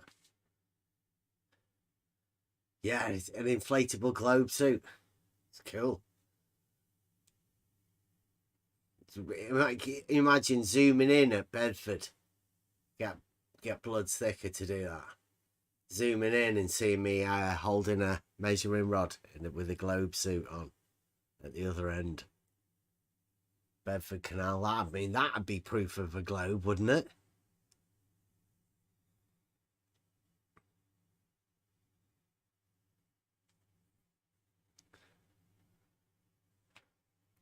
Oh, is that coming through? Has that got a load of sound on it as well? I think it has it? No, there's no sound on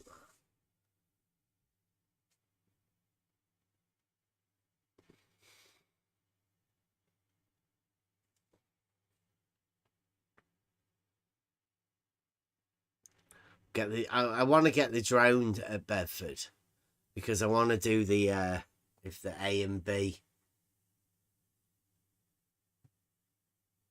because I think that is one of the best arguments. If you want to refute a globe and do it probably the most geometric way or logical way would be to place a point A and B on each bridge at Bedford. I don't think there's any better than that.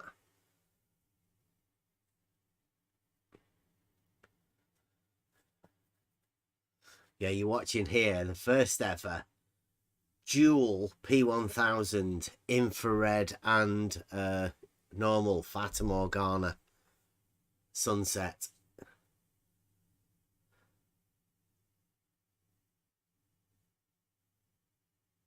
One infrared P1000 and one normal P1000. Bog standard P1000.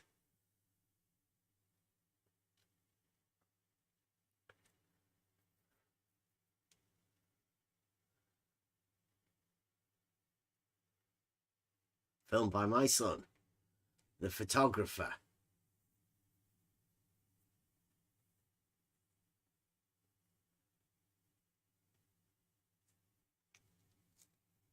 Proof of horizontals being parallel.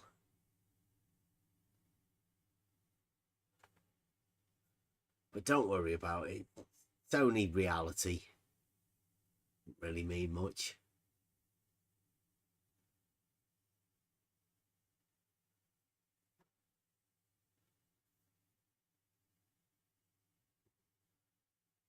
I think we should get into Nikon. I'm pretty sure nobody else has ever done that.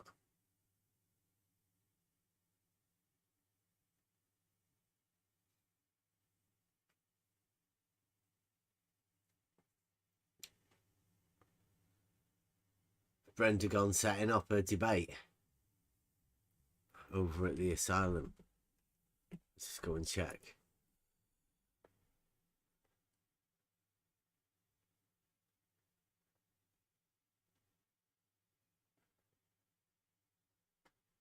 Oh, I see Mike Jones over there.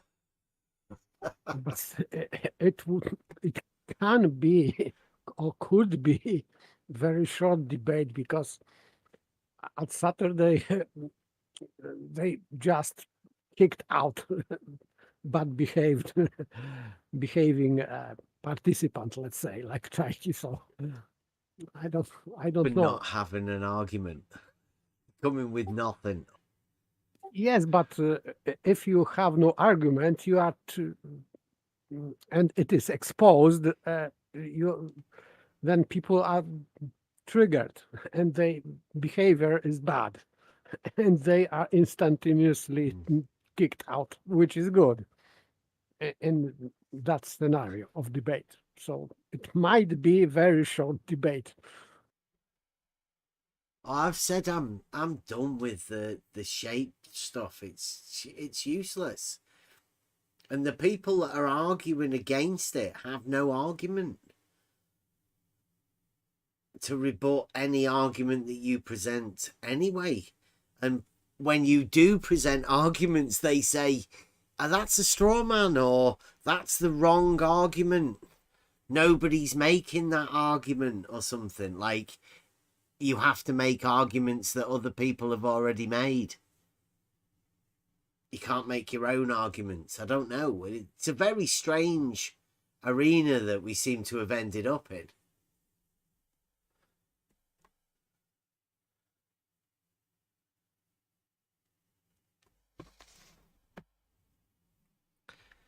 But yes, I would like a challenge of debate. I would like to attempt to better my rhetoric.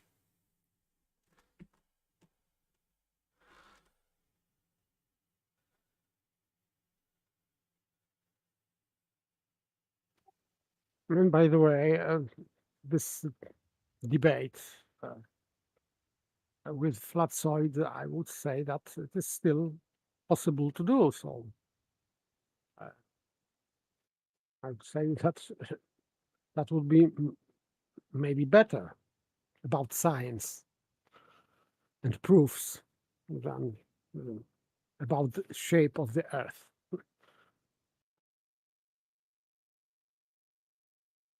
For me, it is more important to speak about science and human thinking than just some models or whatever, which is already boring. Yeah.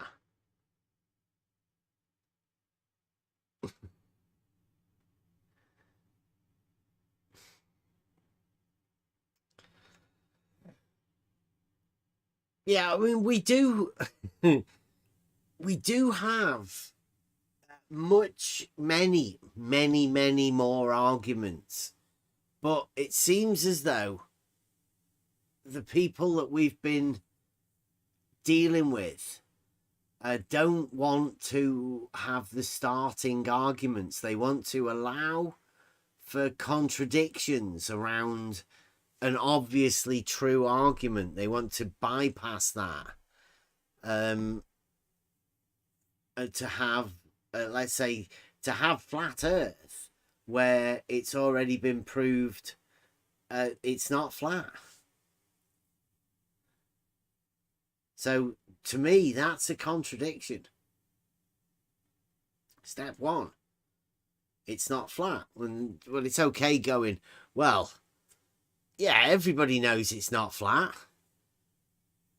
But then we've got to have an argument that not flat is part of flat Earth, or make an allowance for. So I don't see how you can go forwards from that point on. No, there is the way, like saying about flat baseline or flat plane or flat whatever. But in fact, adding word flat to everything doesn't prove flat Earth.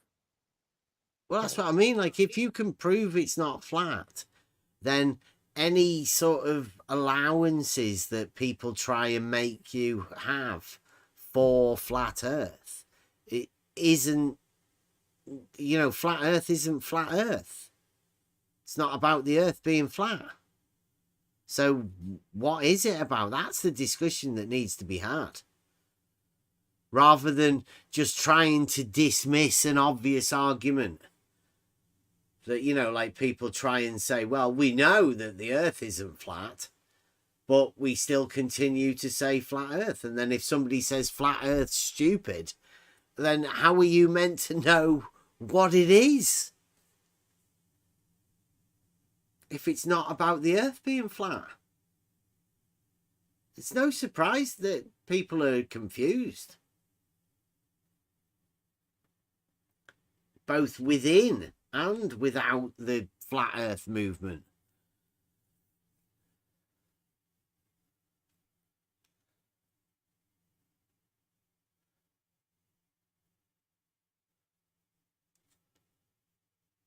And nobody seems to want to have that conversation about what it is or which sort of contradictions you'll have to allow yourself to have within this conversation.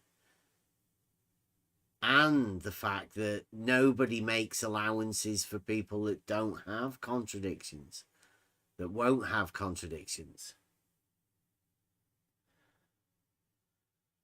So if we've been going through contradictions and weeding contradictions out through conversations that we've had, whenever anybody finds a contradiction, then if somebody else comes into our conversation and says, but I want you to make allowances for my contradictions, how are you meant to continue a conversation?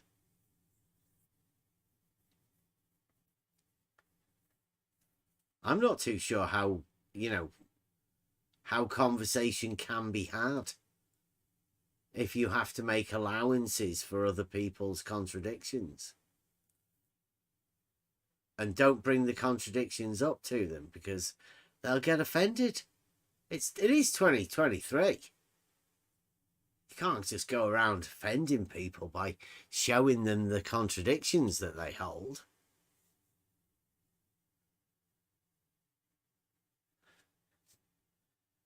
Yeah, it seems like you are offending their feelings. So, as lately Flat Earth Math noticed that you are offending his feelings. So, sorry, but logic is not about feelings. If you debate and use logic, you have to put away your feelings because feelings are disturbing your logical thinking. So, in debate, no feelings, just logic, arguments, etc. Because with feelings, this debate is turning into shit show very rapidly. What about the proofs? Like, I've heard people claim, I've heard Nathan Oakley claim that McToon has proved a flat Earth. And, flat Earth proofs. Yes, but for Nathan Oakley, he proved flat Earth because he started to use this flat baseline or whatever, flat horizontal, something like that. But He says it's a measurement of a baseline, but that baseline isn't scientific. It's not natural because he only deals with the scientific method, he said, over at Flat Earth Debate. Yes, so but the still, flat if baseline that he has, it can't be natural. Yeah, I agree. But still, if McToon is using that that words for Nathan, maybe it is sufficient proof that McToon proves flat Earth. But I would say he didn't. But maybe for Nathan Oakley it is enough. For me, it is not.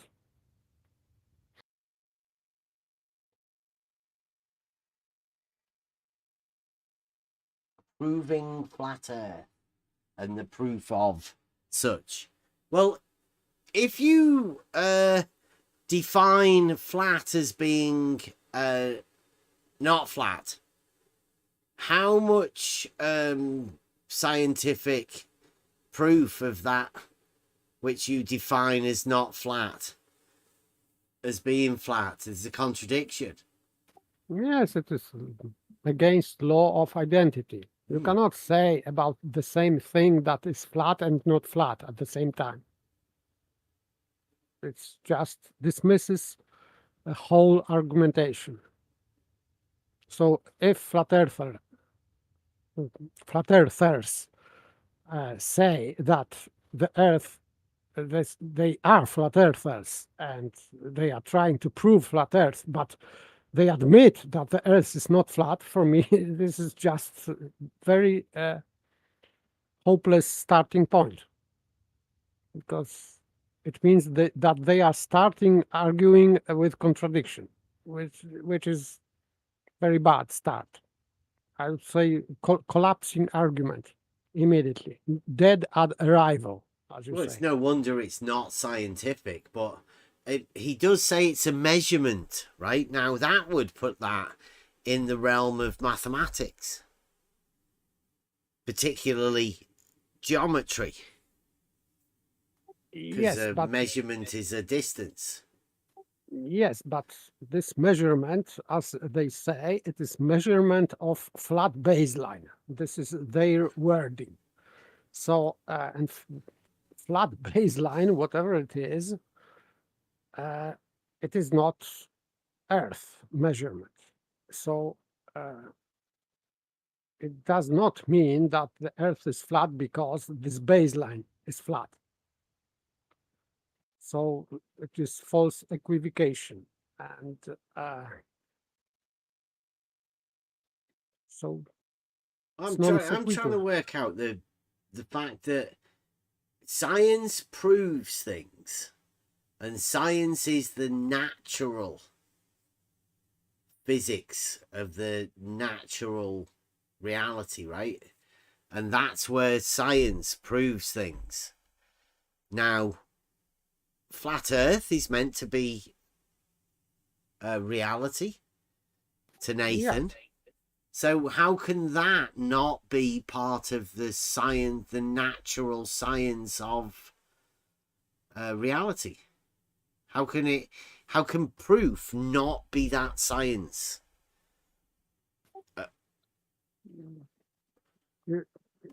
I couldn't make that kind of argument.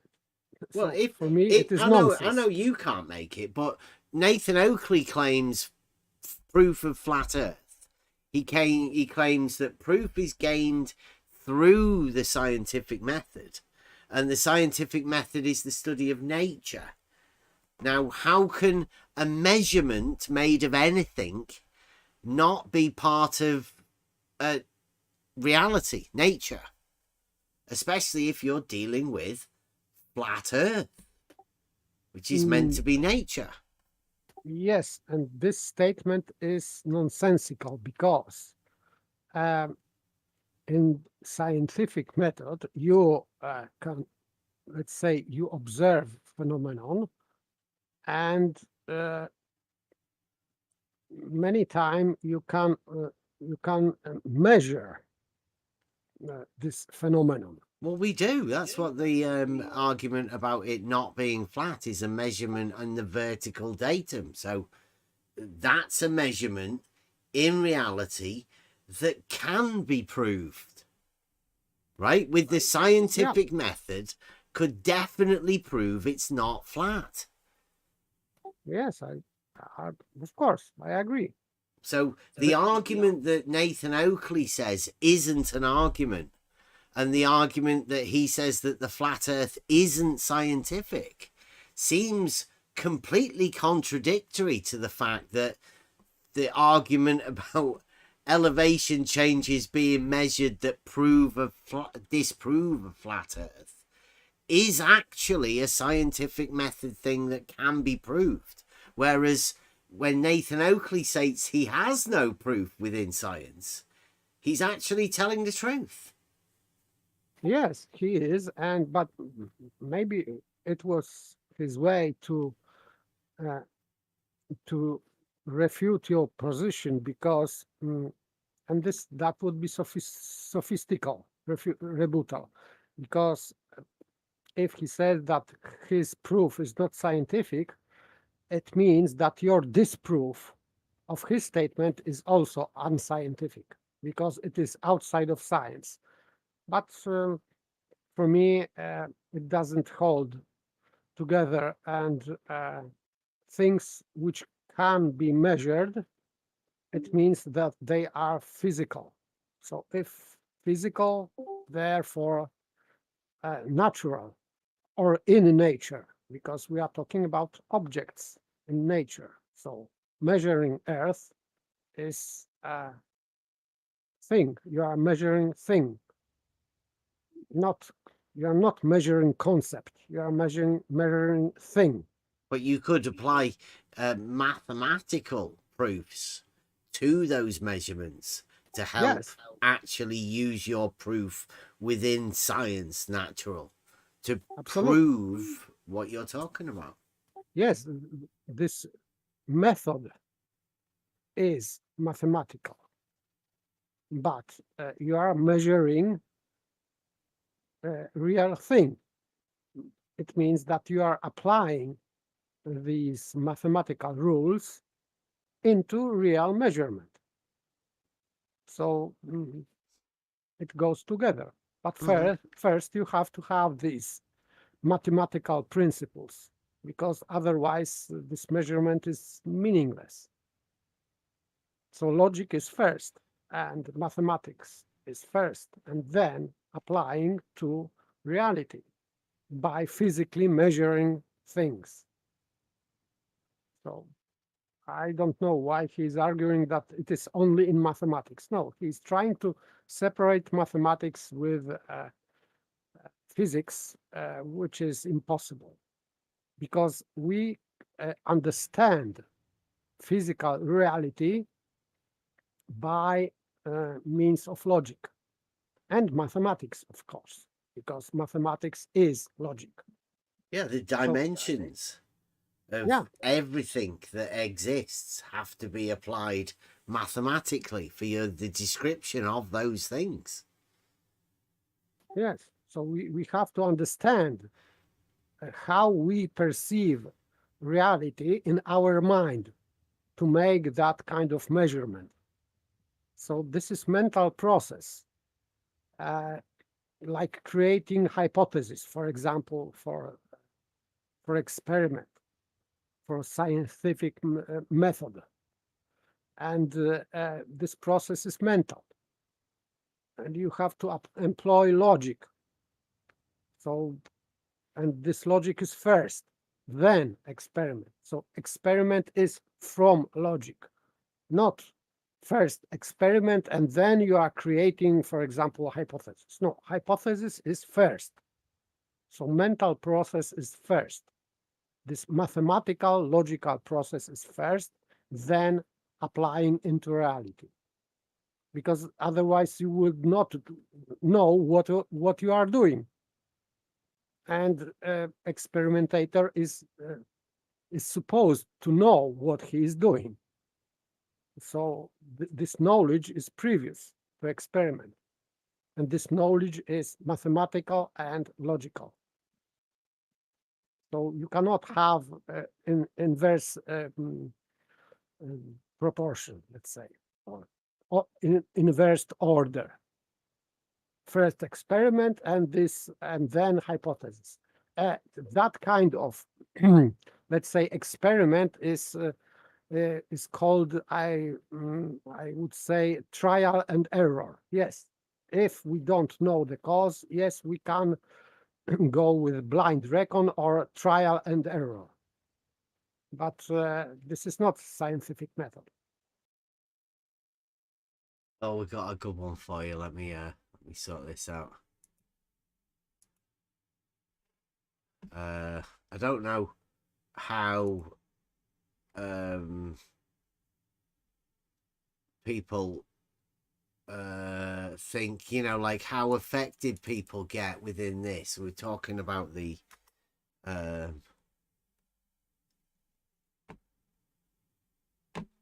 you know, how people get model afflicted. We just sort this back to the Discord. I've got a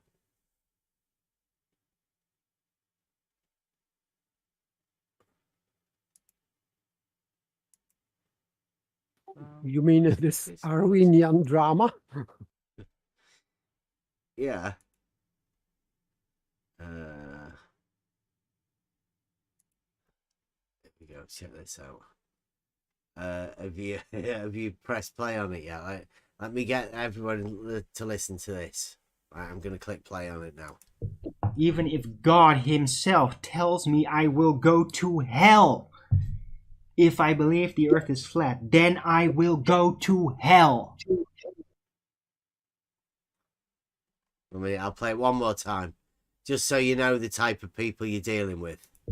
Even if God himself tells me I will go to hell, if I believe the earth is flat, then I will go to hell.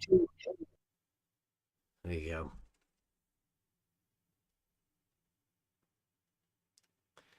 It's very angry. Yes. But God This is- himself, even if God himself told Arwin he will go to hell for believing the earth is flat, Arwin will go to hell. That sounds, I mean, sounds a bit satanic. Or like possessed, because it is or too much ridiculity in that, or is just obsessed or possessed or whatever. But it is just beyond criticism. Well, Because he's saying he's higher power than God, right? If God tells him something, he'd go against that because he knows better than God. Yeah. Especially concerning this flat earth. Right? So, despite the fact of the argument that says that the earth's not flat because of elevation changes, so that's not what they're talking about. What is Arwin talking about when he thinks he's talking about flat earth? Something that he could defy God with. Yes. So he can be more than God, because there are some implications of that kind of statement. Because if we say God and we understand that God is all-knowing and almighty, it means that he is more than all-knowing and almighty, which is impossible. Because if Arwin is more than almighty and all-knowing, it means that God is not almighty and all-knowing, because he knows less than Arwin. So this is just so stupid. Oh, yeah, Arwin's saying though, right, that he'd be willing to go to hell. Yes, so because God told him like he would go to hell for. Like I don't get it. I don't. That's Yes. a troubled mind, isn't it? It's a Yes, because assuming that the God is the highest authority and tells the truth, it means that he is defying the truth and he's exchanging truth for his stupidity. So he will choose his stupidity and go to hell. And this is supposedly, or at least what Bible says, that this is what Satan did. yeah. at the Would that beginning. be one of the deadly sins, right? Yeah. Pride. Yes. He chose his own pride against God's grace. So this is what Arwin is talking about. Maybe he does not realize what he is talking about. So that's why for me it is just insane. A very, very confused mind.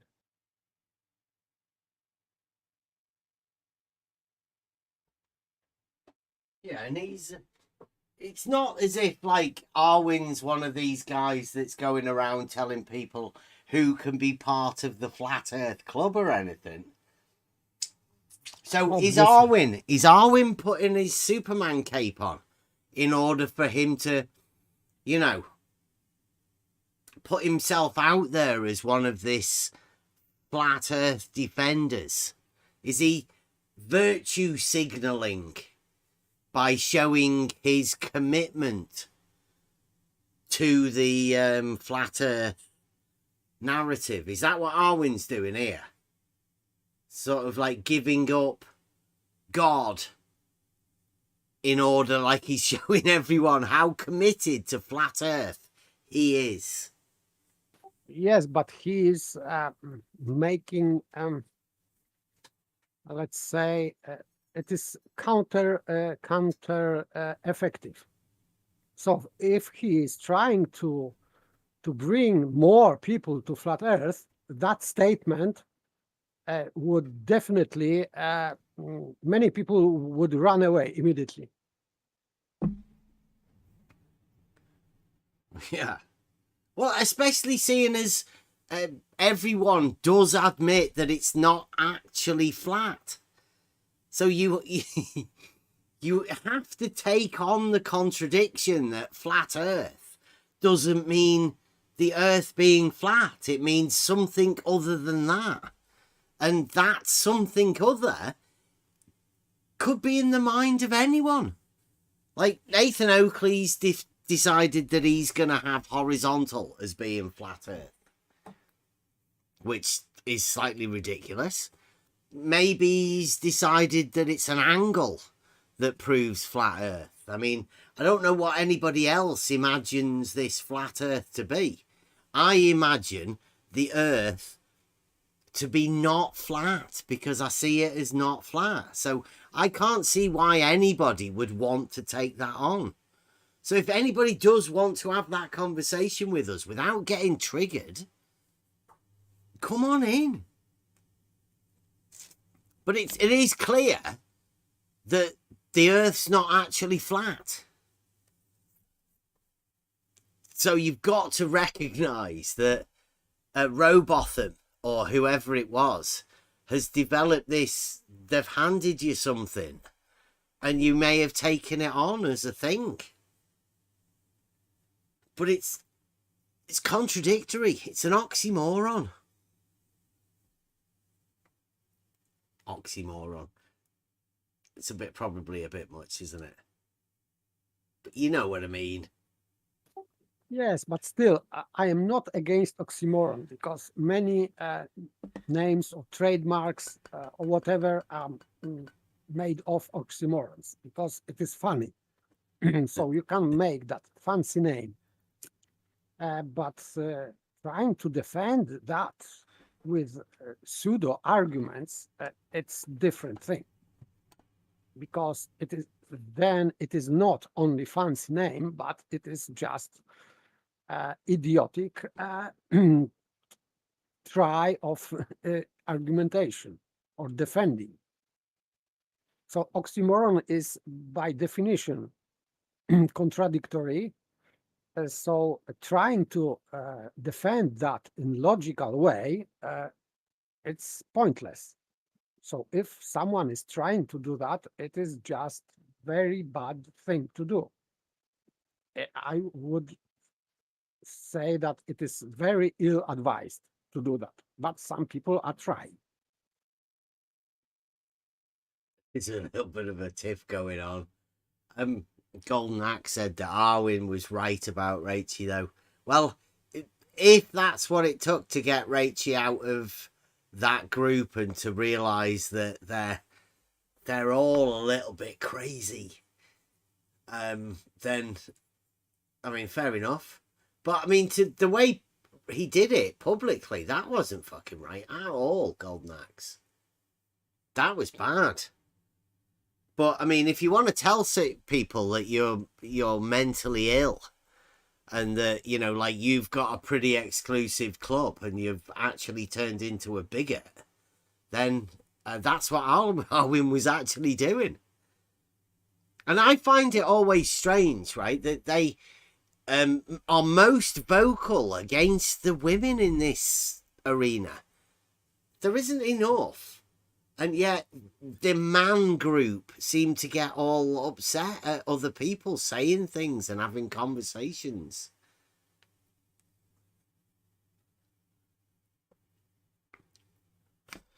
the flat earthers, obviously, like Arwin, are, well, I'd say demonic, satanic. Because if he's willing to just give up God like that, for step one, you make the name God with the ontological argument. Arwin's just he's defeated himself by mentioning God in the first place, because God signifies the all-knowing, omnipotent being that it is. So I don't even know what Arwin's doing. He's saying there that he's greater than God, definitely, in my eyes. Yes.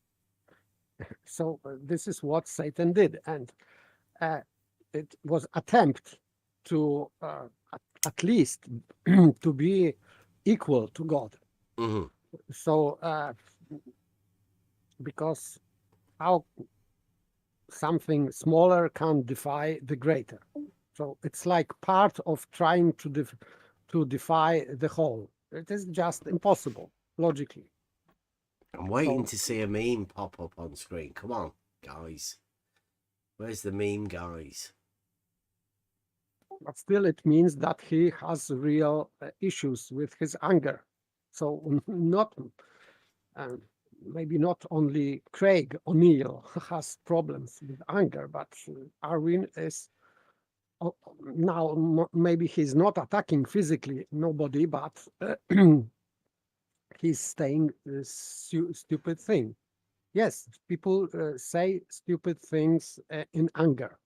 So maybe he should take something to calm himself down or whatever, because and he's as I can recognize, he's making himself angry just responding to live chat on his YouTube channel. So maybe it is time to shut down chat, because some people are triggering him by chatting with him. And by the way, his channel is for chatting with people. So his show is about chatting with people. And people chatting Only with the him. people he likes. He's got a dictatorship over there, and he readily admits it. Yes, but still sometimes someone is saying, writing something that he's getting angry immediately. But in fact, sometimes it is not the comment which is making him angry, but he is like developing or elaborating on something, and then he's making this, let's say, chain reasoning, and then he is making angry himself, because he is coming to some conclusion from his own inferring, and these implications are triggering him. So he's like making angry himself by himself. So this is just not good. Yeah, I don't want to upset him and all. I just thought that was very strange behaviour. And if you know that the people you're talking to that get upset now about hills and valleys being things, and they start banning people for pointing that out, that makes it not flat. I don't know what the rebuttal is, because I've never come up with any sort of a rebuttal. They just say that's not an argument we make. Yeah, but Beth, you are defying very basic argument that Al-Baruni measured mountain flat. So it means that even if mountains are flat, and they prove flat Earth. So if you are saying that mountains are not flat, you are defying Al-Baruni and flat Earth. So you are a bad person.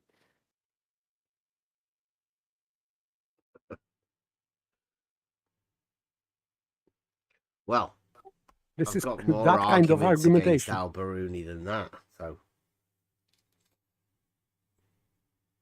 but again, some people say things, and some people are tricked by some sort of mathematical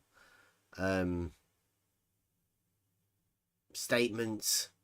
Some people are even tricked into thinking that formulas are some sort of proofs. There's no need to go through a process. You can just hand someone a formula and say, voila, there you go. There's my proof. And you say, proof of what? They say, read it, read the formula. Do you not believe it? Do you want to refute it? Do you want to say it's not true? And you say, proof of what? And they don't even know. That's the world we live in nowadays. And I don't know how much longer, other people can continue with it. Obviously, we're never going to be out of this arena, because there will always be people who are completely obsessed with it. But if there's anybody that wants to come and have a chat about, this arena, but not the actual arguments, just about how people interact and what the purpose of us being in this arena is. I know I've learned more than I'd say. I can't say that anyone, but being around here, having the most interaction with everybody around, has put me in a privileged place, I'd say.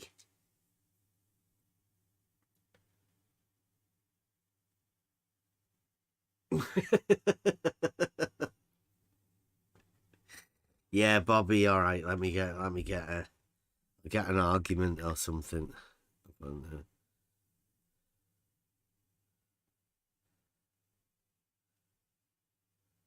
There you go. There's another one. I'll still get him. I'll get you another one.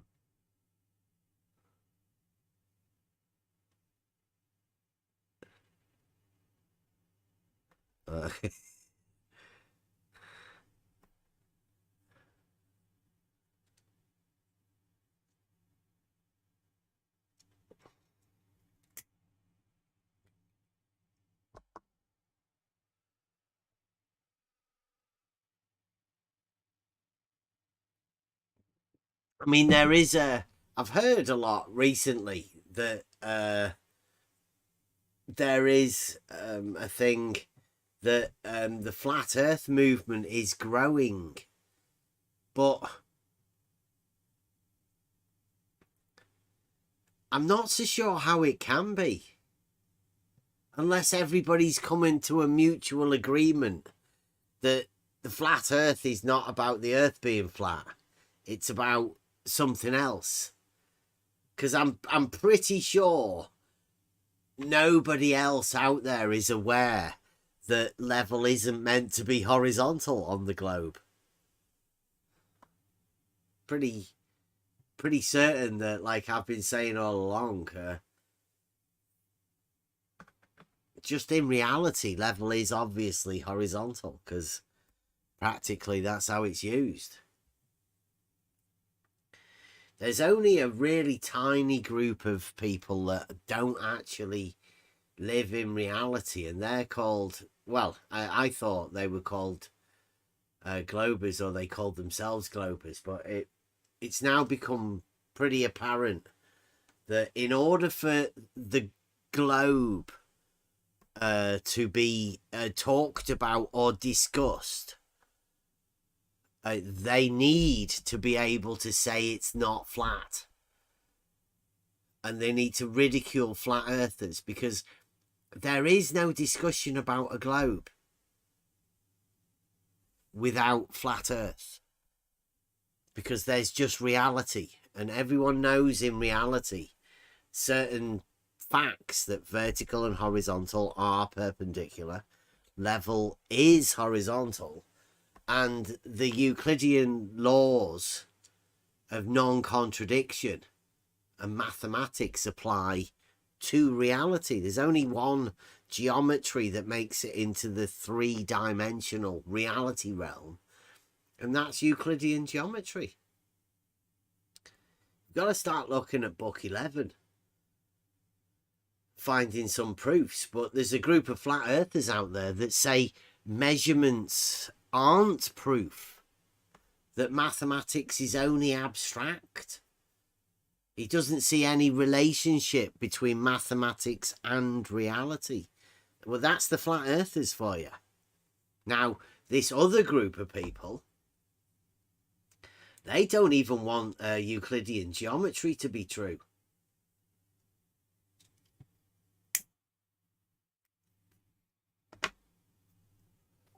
I would say that counting money is more abstractive than counting Earth, because Earth is more real than money, because money has value only because people gave this value to money. But still, if you ask people about counting money, they would say that they count real thing. So it means, if so, it means that measuring Earth is more real even than counting money. And that's why, for me, this statement, Geometry literally is the measurement of the land. This is the name. Yes, geo means Earth, and metry or metric, it is measuring. Yes. But Nathan Oakley says that's not not scientific. Not scientific. Which is ridiculous. Yeah, absolutely. And we've got somebody in the chat who says it's been measured as spherical for over 2,000 years. And how do they do that? Well, the angles to Polaris confirm this. Angles, again.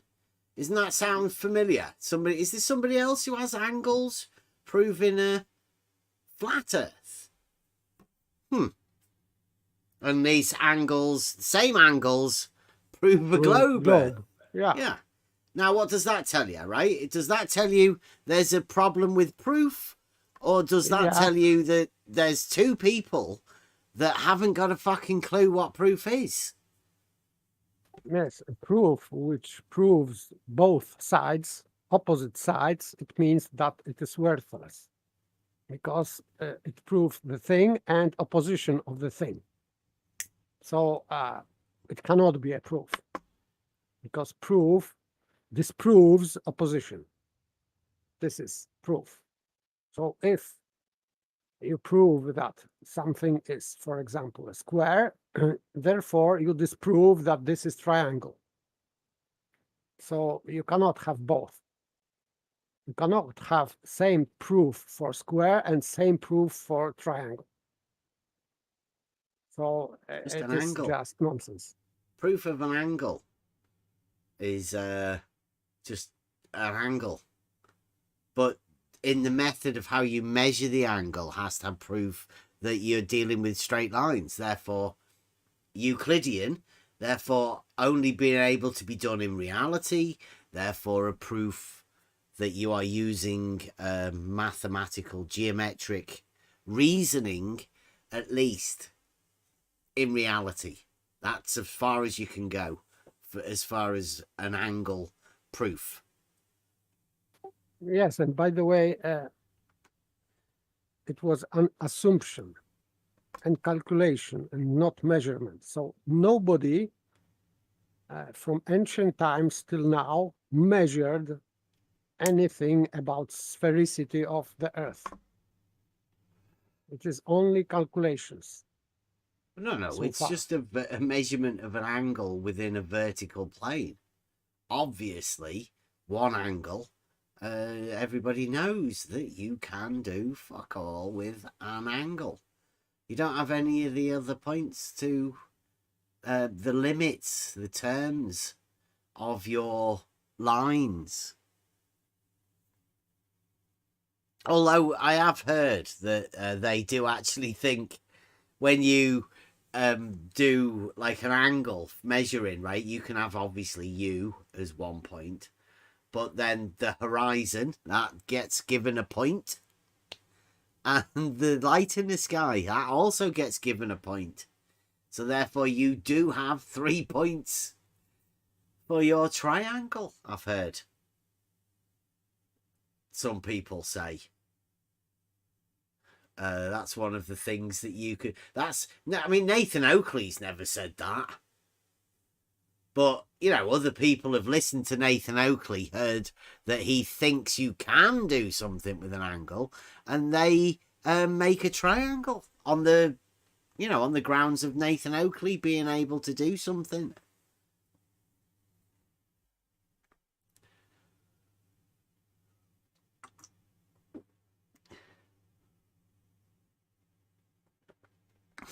Measurements are calculations. No. A measurement is a distance. Yes, distance measured. So measured by means of physical thing. So like measuring rod or ruler or whatever. Because you need to have this unit, but not unit as a concept, but real unit. For example, in ancient Greece, there was a canon. Canon means this metal stick which has had this length, given length, and that was canon. So you could not deviate from that, but it has to be physical thing. The stick has to be physical, because other things you could compare to that stick. So because without that stick you could not measure anything. So it is real thing. Yeah, well, I mean, Like- it's pretty obvious that a measurement is a distance, and that is a straight line. Absolutely. And And straight, a lot of and people get upset about that. yes, and with units, but not conceptual units, because you need to have this real object, like ruler, whatever. So he thinks a car is a distance measuring device. Like, cars don't measure distances, Sergeant Rock. I mean, I know it can be. I know you've heard of this surveyor that travels in cars, surveying different things. I mean, there's a guy called Bob. He used to be a doctor. He used to have a medical license, but I think he lost that. He thinks he can still get away with calling himself doctor. But, I mean, he went on a road trip and travelled shorter than a straight line. He did well. But, I mean, he did that in a car. Cars aren't distance measuring devices. Nobody measures distances in cars.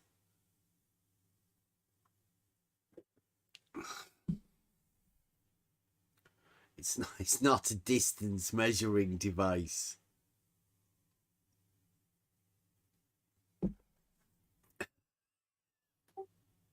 yes, because if you have diameter and circumference, and you are going with your car on the circumference, it means that you made distance longer than diameter, and it would measure, this device in the car would measure the path, not distance, because it is not in straight line. So you cannot say that car is measuring distances, because you always go with some bending roads or whatever. So It is not distance. If you want to come in, Rachel, we'll have a conversation, because some of these things do need to be gone over, and they're all like geometric but logical concepts that people end up placing themselves in trouble once you open yourself up to contradictions. Basically, once you stray from reality, you always open up these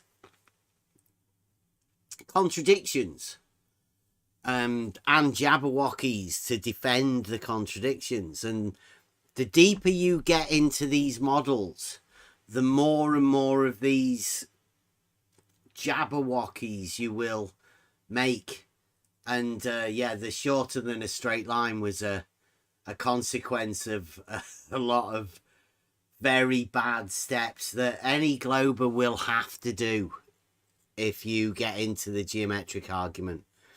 So yeah, if you want to come over and have a chat about that, like, anytime.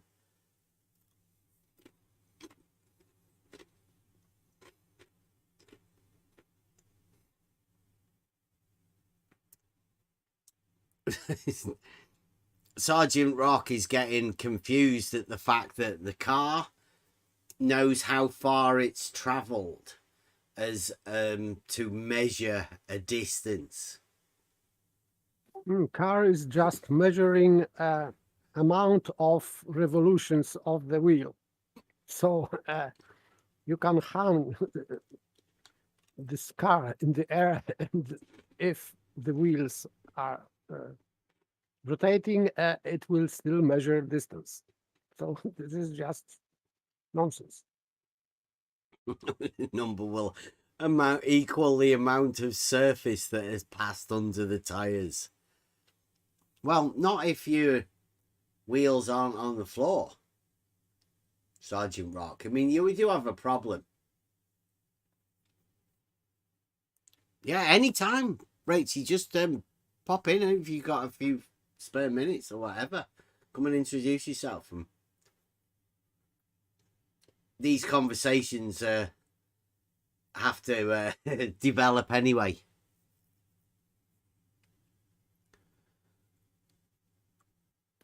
Okay, I am off All right. to bed too.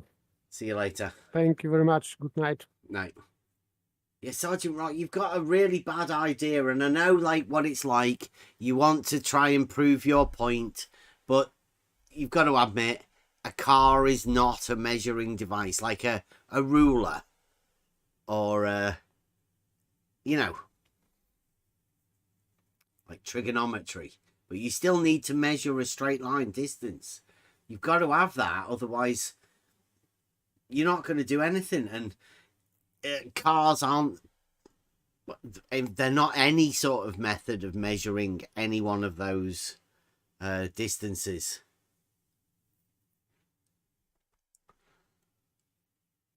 But you can do trigonometry, Sergeant Rock. You get so bad at this, guys. How do you think they mapped out continents? You think they measured everything? No. They did triangulation. They got more and more accurate from their methods. But they did have to measure a baseline. You can't do anything without measuring that baseline first, and that's a straight line. And they didn't do it with cars. Cars are just not accurate measuring devices. That was you, Sergeant Rock, that started deciding to bring cars in as measuring devices. At least you stayed on the ground. I've heard people using aeroplanes. Using spherical excess. Wow. No, they don't. There's no such thing. You don't get an excess of angles just because you're a sphere. That's not how triangles work. Triangles only have 180 degrees.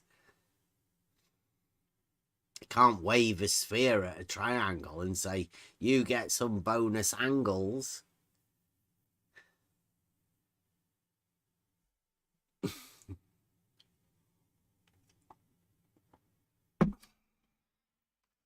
I'm pretty sure this is Nathan Oakley on his sock account, working hard for the Flat Earth Society.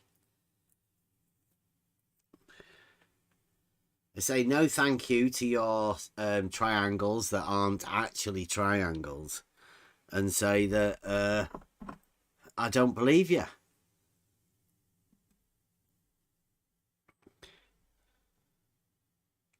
So if you think that's flat Earth, then I'd say you're ridiculous, because most people who live in reality would know that there's no such thing as spherical excess.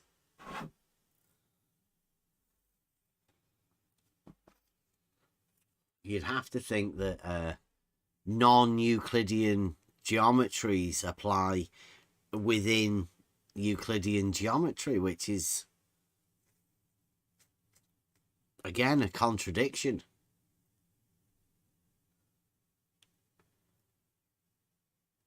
These guys just say fantastic things.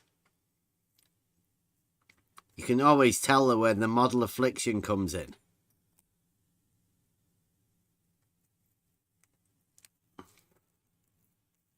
Spherical trigonometry, Sergeant Rock, is Euclidean. Entirely Euclidean. You're getting your fantasies mixed up with reality.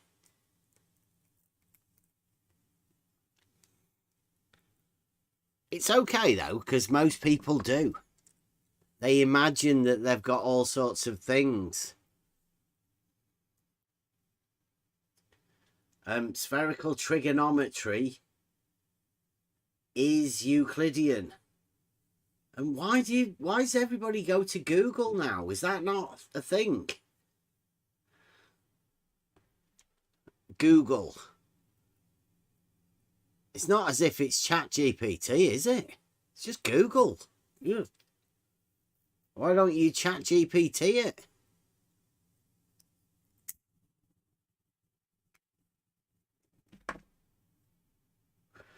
Spherical trig is Euclidean.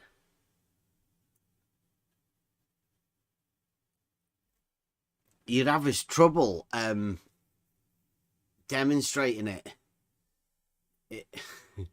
But spherical trig can be demonstrated on a sphere using Euclidean triangles.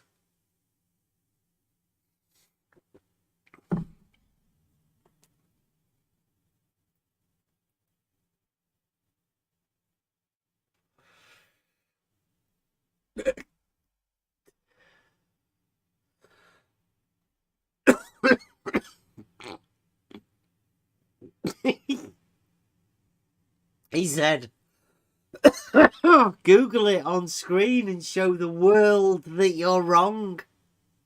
There's 20 people watching. He thinks that's the world. 20 people. I don't need to Google it, mate. Everybody knows that reality is Euclidean. The space we live in is Euclidean 3 space. There's no other bits. There's no room for not Euclidean anywhere. Just Google it. Google it, because some random dude who doesn't even know what Euclidean geometry is wants you to dare you to Google it.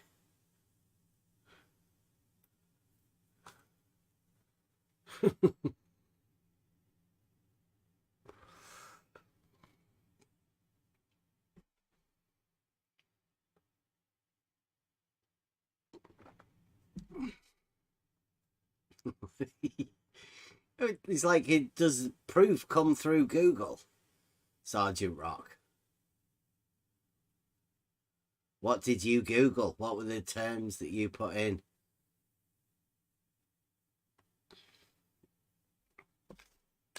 Have you tried, do triangles in reality have more than 180 degrees?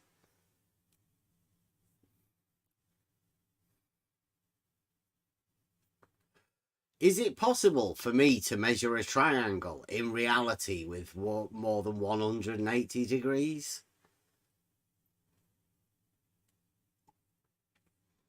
Should you Google it, Sergeant Rock?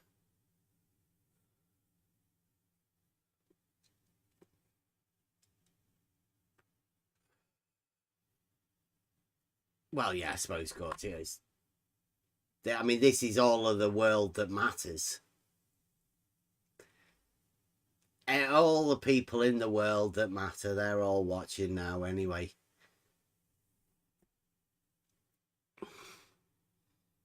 Google what is spherical excess. It's something that people have derived because they want to have triangles having more than 180 degrees. So they add on a Brucey bonus for balls. Triangle and ball gives you Brucey bonus angle. But that angle has to be a split between all three of them. Can't tell which one. Can't just have one of them having a bit more of an angle. It's got to be split between all three of them.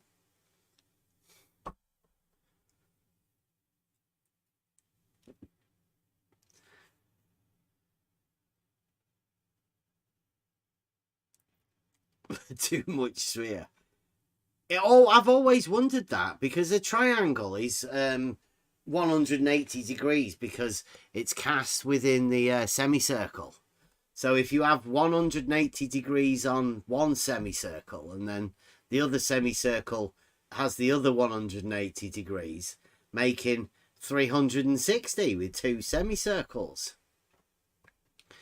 It always amazes me how you can end up with more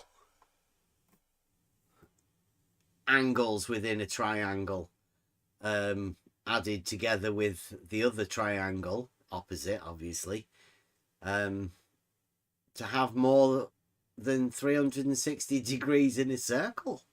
That sounds fantastic, because there isn't any more space. But hey, Google spherical excess if you want. You can't reason it, and you have to employ tons of contradictions to be able to take it on. But you can Google it if you want. Captain Rock or Sergeant Rock.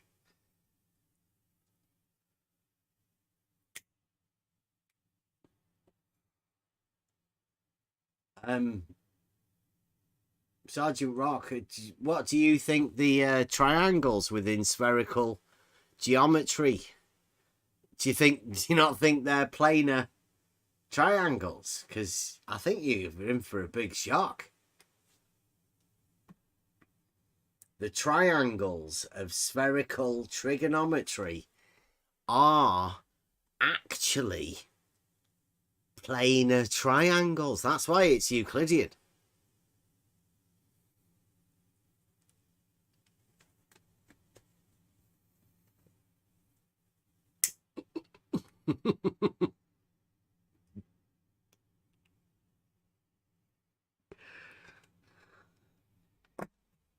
Well, do you reckon we could put that on the Tis Globe t-shirt range?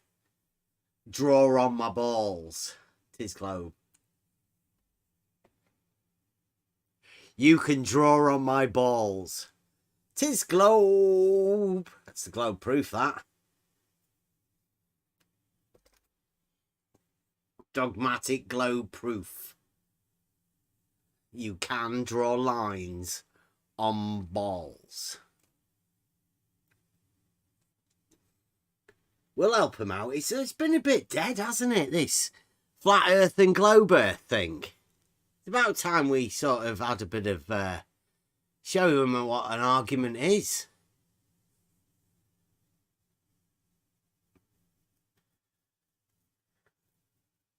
Yeah, they're either triangles or they're not triangles. And luckily enough, we have this term not, like, you know, you have Euclid. Euclidean geometry is the geometry of reality. So therefore, not Euclidean geometry is the geometry of not reality. So if you can just imagine reality and then not reality, and that's the place that this not Euclidean geometry exists in. Not reality. So you can Google it, obviously, because Google's not in reality. Like Nathan Oakley and his flat earth scientific proofs that don't exist in reality. Much like Sergeant Rock and his spherical excess. Another common trait between the two of them. See, Nathan Oakley said that as well. You're so uneducated. It might be Nathan Oakley, that, on a sock account.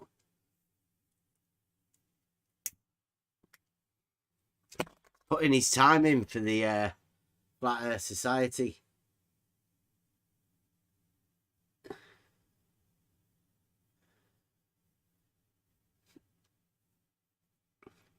So what does everybody think of the Tis Globe t-shirt range? I mean, you've got to do both sides, right? Actually, I'm not going to do any Flat Earth shit. I'll just do reality and then the Tis Globe, obviously. Sean Hawkins. He sounds very much like Nathan Oakley. They must have trained in the same gym.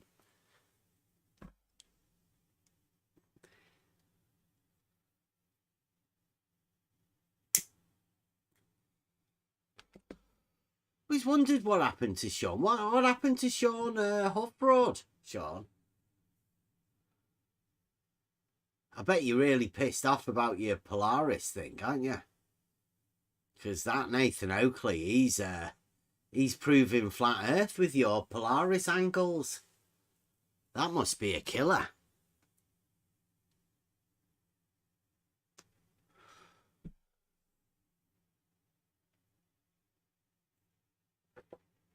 I keep saying Captain Rock because that's a old school tune.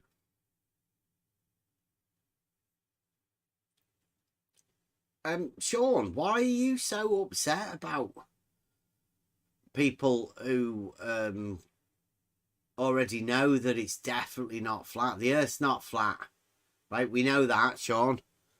Why are you here? What are you doing?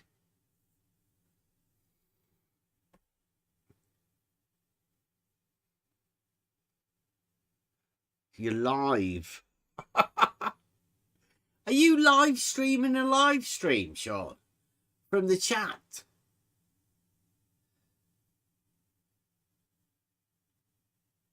Wow. Typical behaviour, that.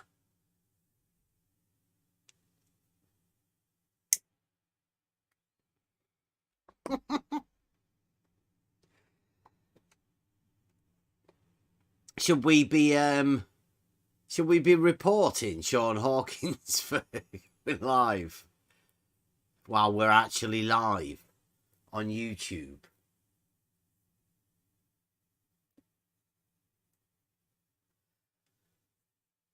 It's very Blue Marble scientist behaviour.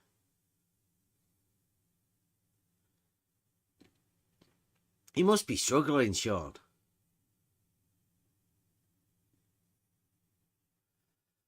Is anybody here around to go and check that? I can believe that he is doing that as well. Sean's get a few more viewers.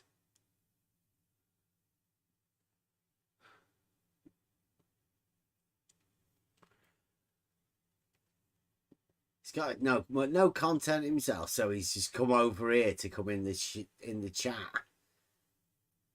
to get some content.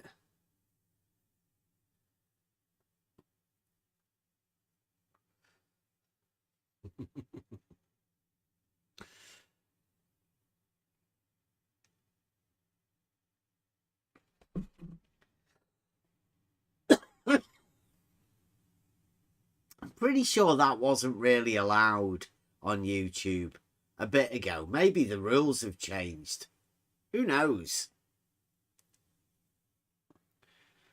But getting other people's live streaming other people's live streams thought was a little bit out of order, but hey.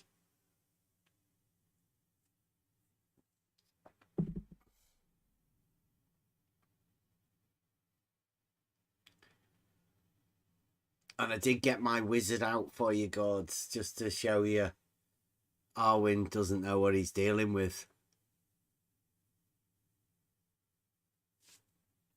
I'm pretty practiced in the art of wizardry.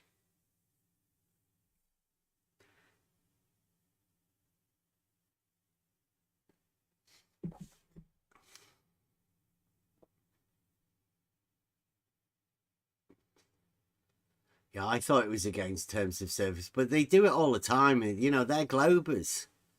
Once they label somebody a flat earther, they can do whatever they want.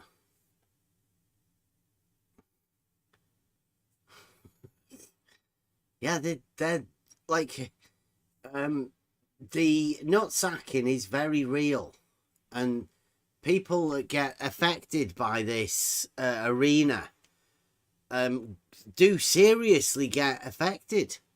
I mean, look what happened to George. Bob thought he drove a shorter distance than a straight line. Sean was crying when everybody wasn't using his Polaris, and now Nathan Oakley's gone and took it, and it's a flat earth proof. I mean, imagine that. I bet he feels gutted. It's enough to drive anybody mad, isn't it, Sean? Just Google spherical excess, you'll be right. See, that's another difference there. Like, if Earth, you're a flat earther if you don't believe the Earth's a sphere. But the Earth isn't a sphere either. Like, that's as bad as saying that the Earth's flat, because the Earth obviously isn't a sphere. Sean, you should know that. You should know the fact that your so-called gravity is because of an uneven mass. Well, a sphere doesn't have an uneven mass. So you're fucked. You fucked yourself. It's not a sphere. So just change your terms and then try and get around that again. Just say, change the goalpost, move the goalposts, say it's something else. You'll be fine.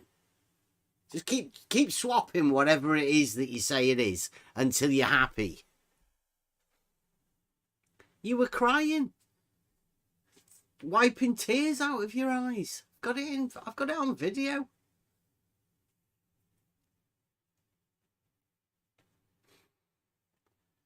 Should we get it? It's Sean crying on thingy where he was upset. What was it on? What did we have it on? We'll have a bit of a buster. Can anyone remember what it was?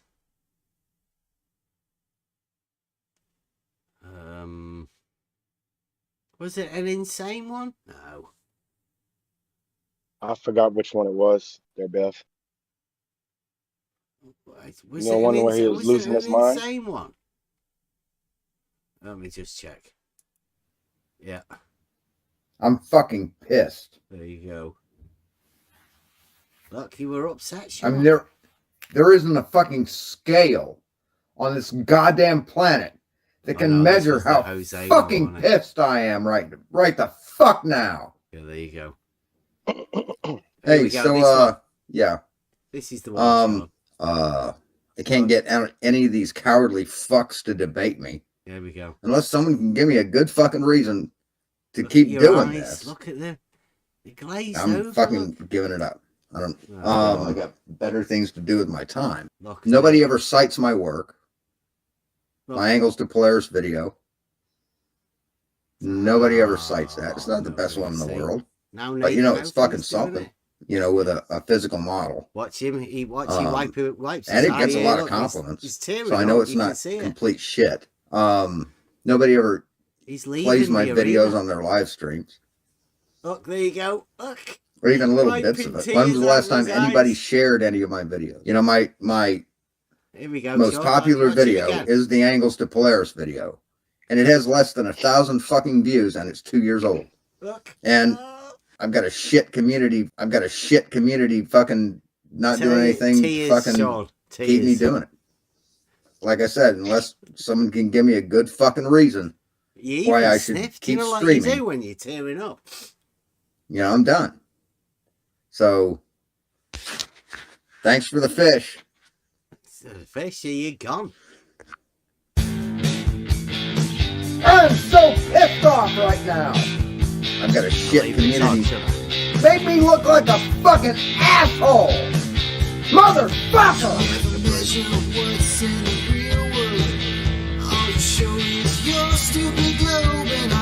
Fucking asshole! Motherfucker! I'm so pissed off right now. The world is full of illusions, contradiction between fact and fiction. Fucking talking shit You'll never back your claims. like a little cowardly bitch. Fucking talking shit. Driving the wrong way down a one-way street. Motherfucker!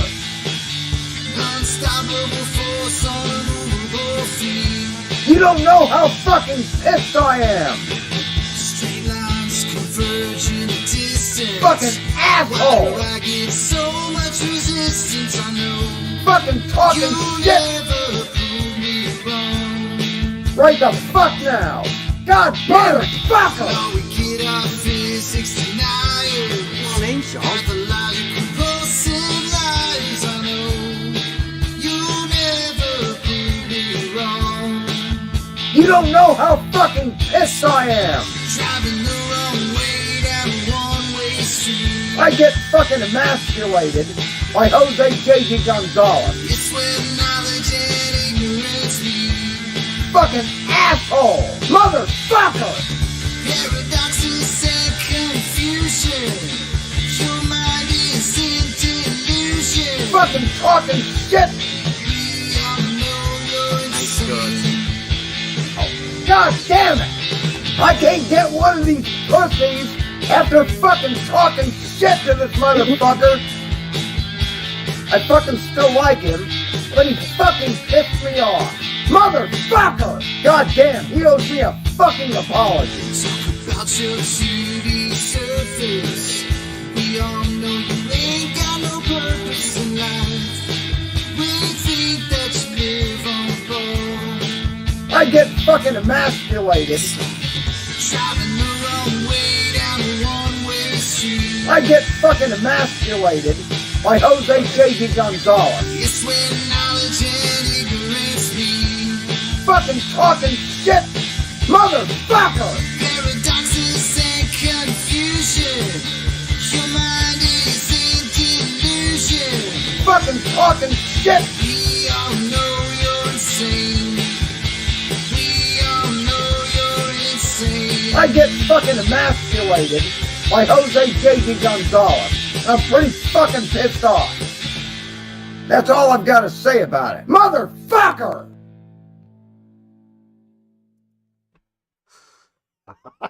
Are you still around, Sean? Thanks for that one. Not many people stuck around. I've not left. Thank you very much for Gods and Skeptic. Thank you very much. Did you get that one on? Buster, Sean. Give him a shout out. World's famous Buster. Insane. We all know you're insane.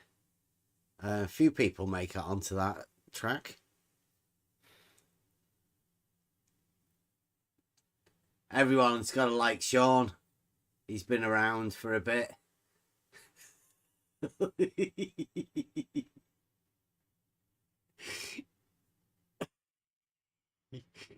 He's crying.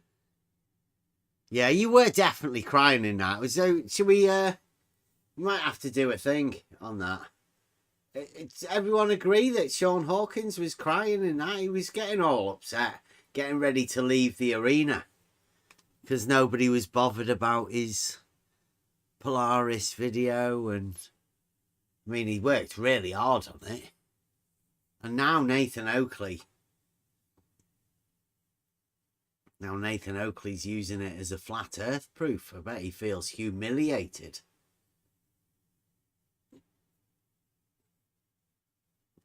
Sean Hawkins invented the Polaris argument. I think he was one of the first people to measure an angle to Polaris to prove globe.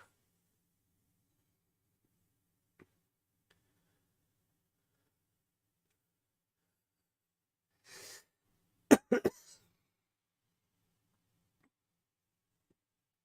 time is it? There's some good times, haven't we? We've had some right laughs. I've got another one. There's only 15 people watching, isn't there? Do you want to sneak preview of a proof thing I've been working on? It's a buster. That's it's cool. a 15-minute just for you people that are watching, stuck with us. Okay, let me get this. Hopefully, if somebody wants to come on and have a chat about proof, if you want to test yourself on that. Let me get this.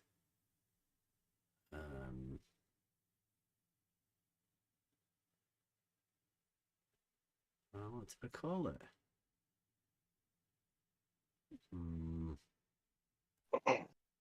Oh, here we go. Called it The Earth is Not Flat. Okay, thank you very much for watching. Now, it being well, I don't know, I might be coming back on at any time next week, but times are going to change because it seems like a load of people have sniped me time position. It's all right. I guess it's a better position we can move to doing other videos and stuff.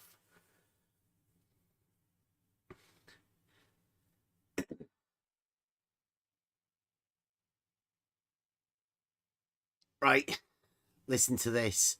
This is going to be the new feature. The Earth is not flat.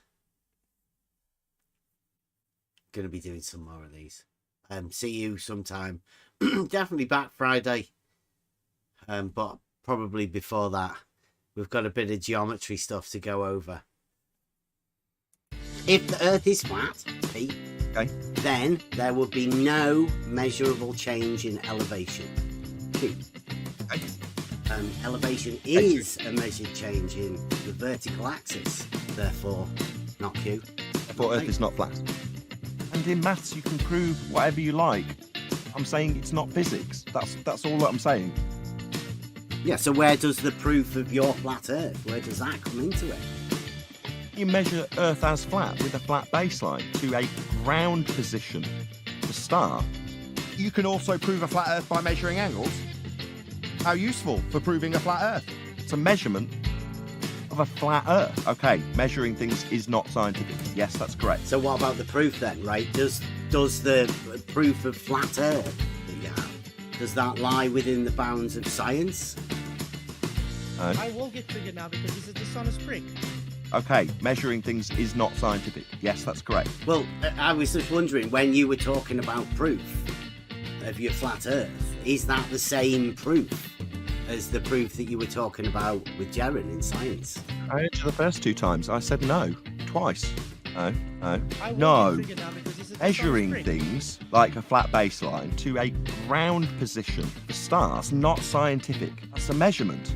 Science establishes Should I the show you how cause it's of an possible, effect. mate? That's the science we deal with. We deal with natural By science. using scientific And while method the knowledge can be put on the cover of a book as the science prove the Earth of is flat. ground position, the star, here we specifically deal with natural Should I show you how science. it's possible, That's mate? the scientific method. by using There's the scientific distinction. method to prove the Earth is flat. And I'll agree with you. In maths, you can prove things in the maths. The maths itself is an abstract language. Whereas physics, that's science and the scientific method, is dealing with the physical. It's the difference between science, physics, the physical, and maths, which Should I is an show you how it's abstract possible, language to describe things. Now, if you're saying you can prove things with maths, 1 + 1 = 2. Ground position. Proof. The start. And you were equal to, you've had 1 plus the other one. I can accept that that's proof. Ground position. Maths. The start. In physics, it isn't proof. Should I because show it you how it's isn't possible, physics. mate? Physics is the By physical. using scientific method to prove the Earth Okay, is again, flat. I can use the scientific method to prove the Earth is flat. Not the Earth is flat because of scientific method. There's a difference. Shape is not science, but I can use method, the scientific method, to show that it is flat. Ground position. The star. Yeah. Yes, that's correct. I got your numbers, they're right here. Yes, that's correct. It's just as easy as 1, 2, 3. Sphere, not see You thing. have to open your mind. Flat, I see thing. Imagination is all you need. You do know science is also Don't deductible. take advice from fools. That is a fact. Everything that they say is in vain. This is a flat earth proof. Yes, that's correct. Never take advice from fools. We all know what they do is in vain. Should I show you how it's possible, mate? By using scientific Yes, method that's correct. to prove the Earth is flat. An earth was proved to be flat by these measurements. So we would assert that that average is how average the level of level is. It's flat. There it is. That's how we use it. The deviation from that reference means it isn't flat. Everything is relative to you. I will get triggered now because he's a dishonest You prick. just have to say Yes, that's correct. generality. It's a what is Just your like those straight lines of curves. Means it isn't flat. Yes, that's correct. Drive down the road, don't you The elevation changes make the Earth not flat. Third, then, it's a stupid argument. So this is a flat earth proof. all of this goes. Don't report to FED or no one. I am my own person. I am my own person. Yes, that's correct. Everything that they say is in By using scientific method to prove the Earth is flat. Never take advice from fools. To prove the Earth is flat. That they do is in vain. Don't report to FED or no one. I am my own person. What's your observed phenomenon for a flat Earth? Did I say flat Earth was my observed phenomena, or did I say I can use scientific method to prove it's flat? Huh. Okay, what's your observed phenomena to prove that it's flat? I see too far. How's that? I know the game that you're playing, You want to know, JC? and I know exactly what's on your mind. Nah, I'm just letting the FED crew know You that got your playbook, it's alright. their lapdog needs more Your training model dictates what you will find. because you're an idiot. And I don't know Okay, what's your observed phenomena to prove that it's flat? where all of this goes. I see too far. How's that? Don't take advice from fools. Because you're an idiot. Everything that they say is in vain. I'm manipulating my position. Never take advice from fools. We all know what they do is in vain. Do I manipulate my position when I manipulate my position? Do I manipulate my position when I manipulate my position? What does your position have to do with the shape of the Earth?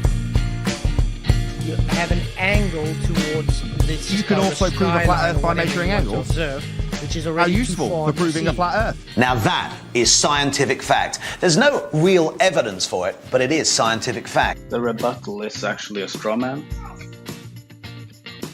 And that's, why I want to clarify, because I think that's worth pointing out, that the rebuttal was a straw man. Nowhere in the argument is the words level plane even mentioned. Topography is not mentioned. And it's only about the elevation change, which is a measured change on the vertical datum. There is no conflation between baseline and topography in the argument. It's just a simple if-then argument about elevation change. And obviously the Earth is not flat because of elevation change. That's what the argument is about. I mean, we can read it out, the entire if-then, again, if it's needed. Give me one more time, just so I can hear it again. Sorry, say it one more time. If the Earth is flat, Pete, Okay. then there would be no measurable change in elevation. Q. Okay. Elevation is a measured change in the vertical axis, therefore not Q. Therefore, Earth is not flat. But the refutation to the argument being that there's some sort of conflation going on between a baseline and topography is just a straw man, because that's not the case for anybody who actually reads the argument. That's my point. Well, it's not an argument because you're convoluting the baseline from which you will measure, which is your mean sea level. You're convoluting that with the topology you're trying to measure. So it's not an argument. Just you're misusing words. And me stating the fact that mean sea level is a point on a vertical datum and not a level plane is just a statement of fact. Mean sea level is not a level plane, it's simply a point on a vertical datum. That's all. Yes, but it's not a level. You don't understand that. What you just said. Stupid non-argument, you stupid bonehead. Okay, again, I can use the scientific method to prove the Earth is flat. Not the Earth is flat because of scientific method. There's a difference. Shape is not science, but I can use the scientific method, to show that it is flat. Why do we have to listen to this incessant verbal diarrhea with the verbatim repetition of it? Merge it! Just be patient, guys. This happened before. Well, I was just wondering, when you were talking about proof of your flat Earth, is that the same proof as the proof that you were talking about with Jared in science? I answered the first two times. I said no, twice. You don't understand. Earth is not flat. You don't understand. Earth is not flat. Yeah. Yes, that's correct. It's not my problem if you don't want to learn. You're just on your own. Where's the science for a stationary Earth? Okay, way to demonstrate that you don't understand what science is without saying you don't understand what science is. Because science deals with cause and effect relationships. Though natural science, that's the study of the physical and natural world, is what we are dealing with here on Flat Earth Debate. Now that is exclusively the singular scientific method. That is exclusively illuminating the cause of naturally occurring phenomena. So when you say, what's the science for stationary Earth? Should I show you how it's possible, mate? Okay. You're so used to being told that you can prove concrete nouns with science. By using scientific method to prove the Earth is flat. Prove concrete nouns with science, do you expect us to adhere to that non-standard? Not the Earth is flat.